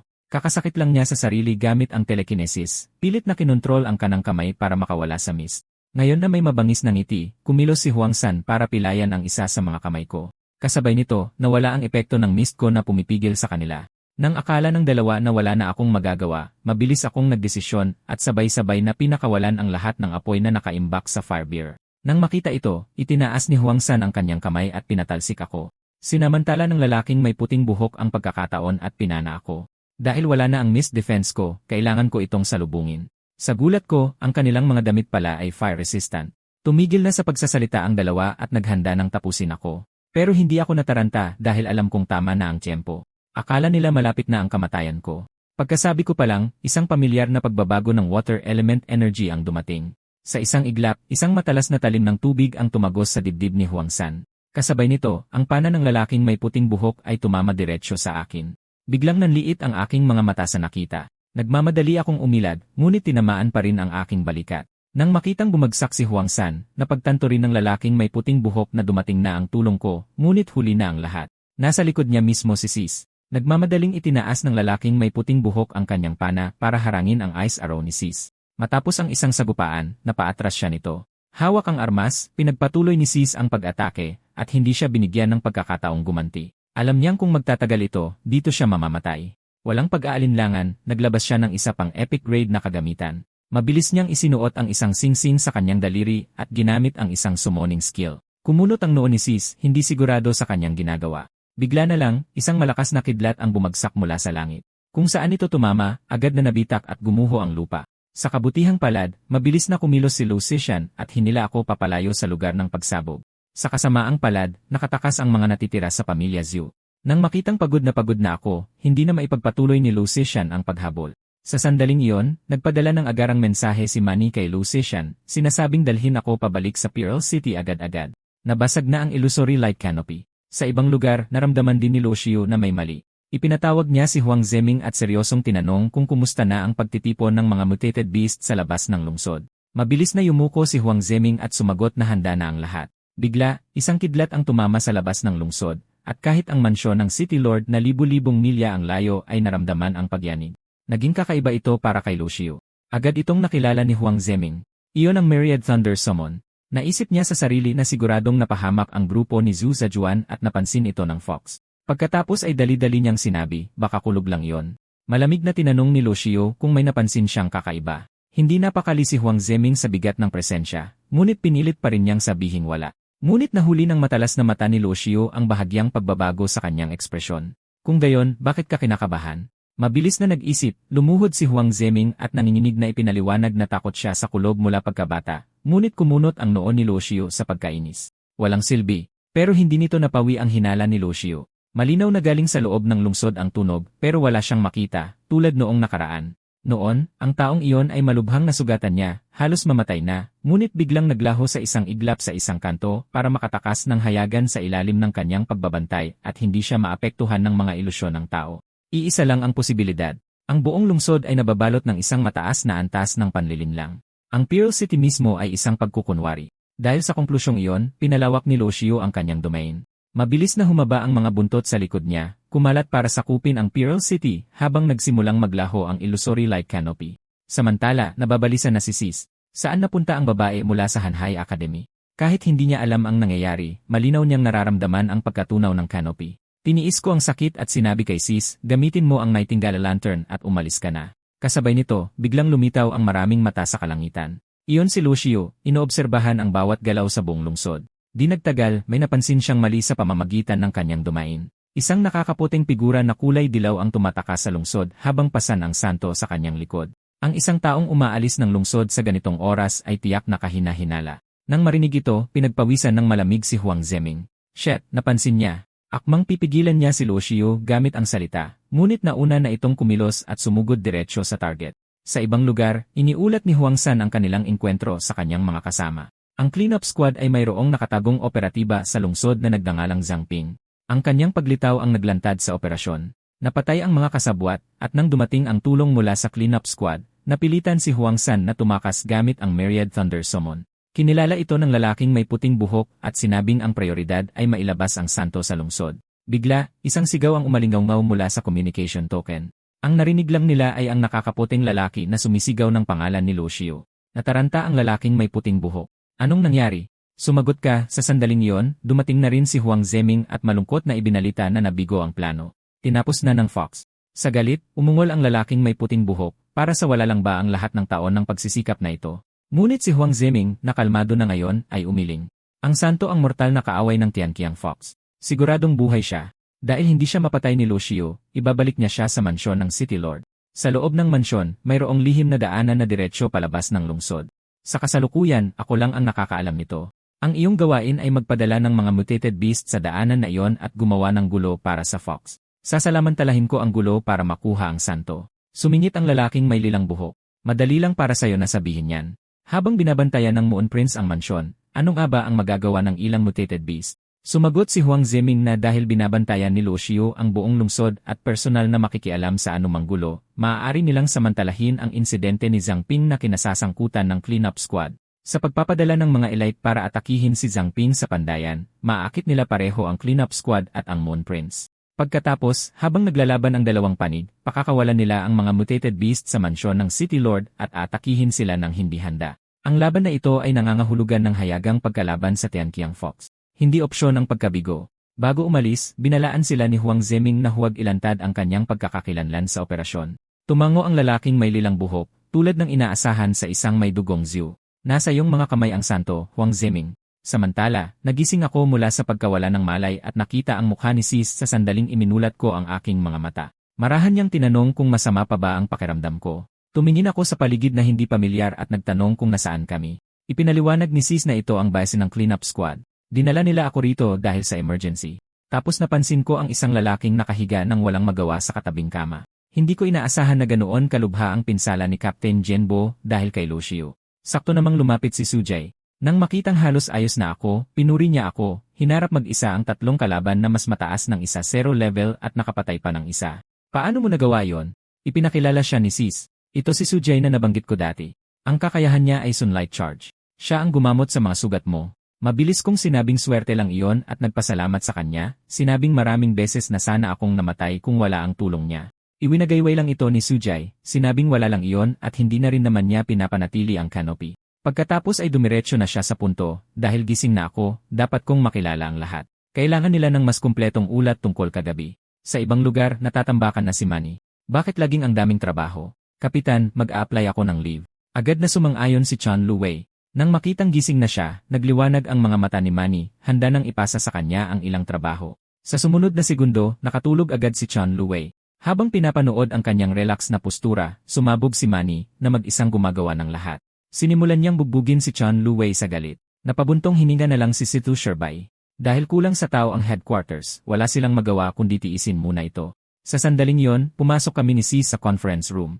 Nag-alok si Situ Sherbay na tumulong sa trabaho, at masayang niyakap siya ni Manny, sinasabing si Situ Sherbay lang ang tunay na nakakaintindi sa hirap niya. Nagsimula na ang pulong. Sinabi ni Situ Sherbay na bagamat dati nating pinaniniwalaan na nakipag-alyansa ang pamilya Zhu sa Tianqiang Fox, iba ang ipinapakita ng ebidensya. Ang mga tauhan ng Zhu ay may mga barrier na kayang harangan ang detection. Malinaw na alam nila ang tungkol sa illusory light canopy, ngunit hindi nila kailanman sinabi sa Tianqiang Fox, ibig sabihin ay balak nilang samantalahin ito. Hindi kailanman naging estilo ng pamilya Zhu ang pagsuko, ngunit dahil hindi nila direktang malabanan ang Tianqiang Fox, malamang na ang babaeng kinuha sa Hanhai Academy ang susi. Ayon sa mga tala, ang pinuno ng akademya na si Chan Shuili ay may isang anak na lalaki, si Chan Haowen, na namatay 14 na taon na ang nakalilipas at hindi kailanman nag-asawa. Ngunit sa parehong taon, ipinahayag ni Chan Shuili sa publiko na mayroon siyang apong babae na nagngangalang Chan Zonting. Ayon sa mga investigasyon, hindi siya taga Pearl City at malamang nagaling sa isang nayon sa labas. Ganap siyang itinago ni Chan Shuili. Malinis na malinis ang kanyang citizen file na walang tala ng anumang awakened ability. Sinabi kong alam ko ang kakayahan niya. Ginamitan ko siya ng identification dati. Ang tawag dito ay Holy Mother's Blood. Nagulat si Situ Sherbay. Sa labas ng lungsod, posible kayang ang Saint Ancestor Village. Mabilis niyang iwinaksi ang isiping iyon. Masyadong malaking pagkakataon. Samantala, sa loob ng mansyon ng City Lord, nagmemeryenda si Lucio kasama si Chan Zonting. Dahil hindi makita ang ilusyon, akala ni Chan Zonting ay isa lang itong pagbisita sa isang ate. Ang laki ng lugar na ito. Dito ka ba nakatira palagi? Tipid na sumagot si Lucio, malamig ang kanyang ekspresyon, na pagkamalang hindi siya komportable dahil sa kanyang mood. Mabait siyang pinagsilbihan ng tsaan ni Chan Zonting. Sabi ni Lolo, nakakatulong ang pagkain kapag malungkot ka. Heto, nag-alab ang pagnanais na pumatay sa mga mata ni Lucio. Naghahanap ka ng kamatayan. Sa sumunod na sandali, isang buntot ng soro ang tumusok diretsyo kay Chan Zonting. Sa kritikal na sandali, isang mahinang gintong liwanag ang kumislap sa mga mata ni Chan Zonting. Ang kanyang talento, Holy Mother's Blood, ay kusang gumana. Ngunit si Chan Zonting mismo ay walang kamalay-malay, kalmadong nagpapatuloy sa pagbubuhos ng tsa. Nang makitang nakatayo lang si Lucio, masaya siyang kumuha ng cookie. Ate, kain ka ng cookie. Kakatikim ko lang. Ang sarap talaga. Habang nagsasalita, isinubo niya ang cookie diretsyo sa bibig ni Lucio. Labis na nagtaka si Lucio. Bakit hindi siya nakasugod kanina? Sa sandaling iyon, humigop ng kaunting tsaa si Chan Zonting. Sa sumunod na segundo, kumunot ang noo niya sa pandidiri. Ang pangit ng lasa ng tiyang ito. Kung sino man ang nagtimpla nito, halatang walang alam sa tsaa. Kaya pala masama ang mood mo. Pagkatapos ay kinuha niya mismo ang takure. Hintay ka lang dito, ate. Magtitimpla ako ng mas masarap. Tahimik na pinanood ni Lucio ang bawat galaw niya, hindi maintindihan kung bakit nakaramdam siya ng bahagyang konsensya. Matapos ang maikling pag-iisip, kinumbinsi na lang niya ang sarili. Bilang isang marangal na Heavenly Fox Prince, imposibleng magkaroon ng problema. Ibig sabihin, ang problema ay nasa taong ito. Ito ang kanyang anak. Samantala, sa training room ng cleanup squad, ipinapaliwanag sa akin ni Lucician ang mga bagong teknik. Parehong ang nether mist at water elements ay maaaring kontrolin ng isip at malayang magbago ng anyo. Ang tanging pagkakaiba ay maaaring gamitin muli ang tubig habang ang nether mist ay isang beses lang magagamit. Kung ang solid na nether mist ay maaaring gawing parang multo, malaya itong makakapagpalit-palit sa pagiging gas, likido, at solid tulad ng tubig. Ang bentahe ko naman ay hindi ko kailangan ng kalabasa para mag-imbak ng mga elemento ng tubig. Sa sandaling iyon, biglang lumitaw si Lucician sa harap ko. Humampas siya gamit ang kanyang palad at bago pa ako makatugon, tumilapo na ako. Dahil sa epekto ng nether mist na parang unan, halos hindi ko na-stabilize ang sarili ko bago ako makahinga. Tumalon siya sa ere at nagpakawala ng isang blizzard habang sumisigaw, kahit na kaya mong gawing nether mist ang takot, ang tibay pa rin ang iyong nakamamatay na kahinaan. Bumuhos ang mga tulis ng yelo. Umiwas ako gamit ang lahat ng aking lakas, kumbinsidong naiwasan ko ang bawat panganib. Sa sumunod na saglit, ang mga basag na yelo sa ilalim ng aking mga paa ay natunaw ng mabilis na mahigpit na ikinulong ako sa aking kinatatayuan. Naglakad si Lucizon palapit sa akin. Kung ang kalaban mo ay hindi nakakaramdam ng takot, mabilis na mauubos ang iyong nether mist. Ngumiti ako ng mahinahon, kung gayon ang kailangan ko lang ay isang atake na sapat na malakas para tapusin ito sa isang iglap. Habang binibitawan ko ang mga salita, isang punyal na gawa sa nether mist ang lumitaw sa itaas ng kanyang ulo. Agad na gumawa si Lucician ng isang water prison, naghahandang salubungin ang atake. Sa kanyang pagkagulat, direktang tumagos ang punyal sa water prison. Sa isang iglap, nasa harap na niya ito. Nakikita kung gaano ako kahirap kalabanin, hinala niya na ang aking nether mist mutated beast ay malamang nagmula sa isang king tear na lahi. Iyon, kasama ng isang espesyal na katangian, ay nagpahintulot sa akin na makapinsala sa iba't ibang tier. Gayunpaman, bahagya siyang umiling. Kulang ka sa karanasan sa labanan. Sa isang tunay na laban hanggang kamatayan, tapos ka na sana. Habang iniisip ko kung ano ang ibig niyang sabihin sa tapos na, ang tubig na pumipigil sa akin ay biglang nagsimulang kumulo. Seryosong sinabi ni Lucizhan, kailangan mong lubusang maunawaan ang iyong mga kakayahan. Ang tubig ay maaaring magyelo o minute. Ang mga pagbabagong iyon ay mapagpasya sa labanan. Habang siya ay nagpapaliwanag, tahimik akong nagpakawala ng isang kumpol ng nether mist. Hinugis ko ito na parang gagamba at itinapat sa kanya. Gaya ng inaasahan, ang takot niya sa mga insekto ay agad na nagbigay sa akin ng 100 puntos ng nether mist. Ngunit sa isang sandali ng pagkalingat, nalunok ko ang tubig na iwinisik niya. Namutla ng husto ang mukha ni Lucician. Hinawakan niya ang aking lalamunan, sinusubukang iluwa ang tubig. Iyon ay purong tubig na may halong nakamamatay na lason. Pagkalipas ng halos 2.5 minuto, nanlambot ang buong katawan ko. Pagtingin ko sa ibaba, napansin kong kahit paano ay nahubad ang aking pantalon. Ang aking katawan ay naging transparent at malinaw tulad mismo ng tubig. Agad kong ginamit ang identification at nagulat ng matuklasan na nakakuha ako ng 2 bagong talento, Devourer of the Unusual, kapag kumakain ng mga espesyal na item. May 0% tsansang makuha ang kanilang espesyal na pangangatawan. Pure water body, nagbibigay ng resistensya sa lahat ng pisikal na atake. Kasabay nito, balisang tinanong ni Liu Sisan si Zhang Ping kung baka nalason at natunaw na ako. Sinabi ko sa kanya na huwag mag-alala. Kailangan ko lang ng kaunting oras para bumalik sa normal. Pagkatapos ay sinuri ko ang aking mga pagbabago. Dahil magkatulad ang nether mist body at pure water body, dapat ay maihahambing ang kanilang mga kakayahan sa pagbabagong anyo. Tulad ng inaasahan, sa sumunod na sandali, ang aking katawan ay naging isang lawa ng transparent na likido. Hindi lang ako makakapag-anyong tao na gawa sa tubig, kundi madali ring maging isang slime. Nang bumalik ako sa dati kong anyo, agad na namula ang mukha ni Lucician. Mabilis siyang tumalikod at sinabihan akong magbihis muna. Pagkatapos ay tinanong niya kung ano ang nangyari. Ipinaliwanag ko na ang pag-inom ng purong tubig ang nag-trigger sa paggising ng pure water body. Natigilan si Lucician. Ito ba ang potensyal ng isang infinite tier na talento? Napakadaling gisingin ang katawan na pinapangarap ng mga gumagamit ng water element. Sa sandaling iyon, nakatanggap si Lucician ng isang agarang alerto. Ang Iron Soul Blacksmith Shop ay inaatake at nangangailangan ng agarang tulong. Nagtanong ako kung pwede rin akong sumama. Nasa panganib si Wang Jimin at ang iba pa. Hindi ako pwedeng tumungangalang. Bukod pa rito, ngayong kagigising lang ng pure water body ko, kahit isang patibong ay hindi ako mapipigilan. Dahil alam niyang hindi niya ako mapipigilan, isinama ako ni Liu Sishan. Hindi nagtagal ay nakarating kami sa shop kung saan nagkalat ang mga bangkay ng assassin sa sahig. Nanlumo ako. Naghanap ako ng desperado, tumatawag hanggang sa may mahinang tugon mula sa isang sulok. Doon, nakita ko ang may-ari ng shop na malubhang nasugatan. Nagmadali akong lumapit para tulungan siya. Mahina siyang tumuro sa ibang direksyon, sinasabing nasaktan din si Uncle Lou at Wong Jimin. Lumabas si Liu Sisan mula sa hall sa sandaling iyon.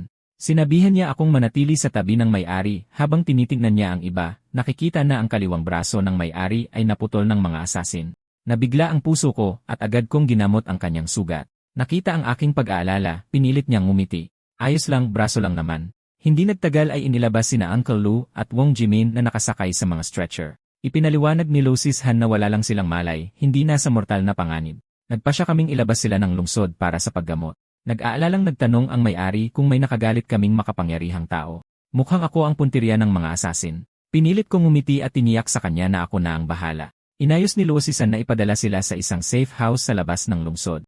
Alam na alam ko, ang gustong pumatay sa akin sa Pearl City ay malamang ang pamilyang Zhu na nagpapaamo ng mga halimaw. Sa sandaling iyon, narinig ng aking wind whisper talent ang boses ni Lucio. Sinabi kong malapit lang siya. Nakatutok na siya sa akin. Sa sumunod na segundo, isang atake ang bumagsak mula sa itaas. Agad akong tumugon, hinawakan si Lucishan at umiwas sa gilid. Paglingon ko, nakita ko ang isang malaking butas sa lupa. Lumitaw si Lucio sa ibabaw ng pader. May gulat sa kanyang mukha na naramdaman ko ang kanyang atake ng maaga. Nagtaka si Lucishan. Ang operasyong ito ay napaka-kumpidensyal. Hinala ko ay matagal nang nasa ilalim ng kanyang pagbabantay ang Pearl City. Nagkunwari akong walang alam sa kanyang tunay na pagkatao, kaswal na nakikipag-usap habang ina-activate ang identification, ngunit napakalayo ng distansya. Alam kong ang pag-aatubili ay magpapalala lamang sa mga bagay-bagay. Nagpasya si Liu Sisan na pigilan si Lucio at hayaan akong makatakas. Nagpakawala siya ng isang blizzard upang subukang pigilan ang paggalaw ni Lucio, ngunit ang mga piraso ng yelo ay hindi man lang umabot sa kanya. Mula rito, napagtanto ni Lucio na nabunyag na ang kanyang pagbabalakayo. Kumbinsido na ang mga kamakailang insidente na kinasasangkutan ng kanyang mga kamag-anak ay konektado kay Zhang Ping, marahan niyang iwinagayway ang kanyang kamay. Isang kulay dugong alimpuyo ang lumitaw sa likod ni Liu Sisan. Sa isang iglap, sumugod ang atake ni Liu Xiu. Sa kabila ng buong pagsisikap ni Liu Sisan, agad na nawasak ang kanyang depensa. Alam ni Liu Xiu na hindi nakikita ni Liu Sisan ang mga ilusyon. Nagre-react lang siya sa pagbabago ng lamig ng hangin. Sunod-sunod siyang umatake. Tingnan natin kung paano ka dedepensa ngayon. Lamig na bumulwak mula sa lahat ng direksyon na nagpagulo kay Liu Sisan. Walang epekto sa akin ang mga ilusyon ni Liu Oshi. Sumigaw ako sa itaas na kaliwa. Nakaramdam ng ginhawa si Liu Sisan. Kung wala ako, patay na sana siya, ginabayan ng aking mga tiyak na tawag.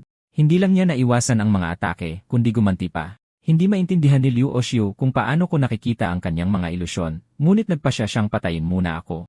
Umiwas ako gamit ang lahat ng aking lakas, iniiwasan ang bawat hampas. Sa wakas ay nakumpirma ito ni Liu Oshio. Ako ang nakakakita sa pagbabalakayo ng Tianqiang Fox. Nagsisi siyang hindi ako pinatay ng mas maaga, nakikitang hindi ko na kayang patuloy na sabihin ang mga posisyon.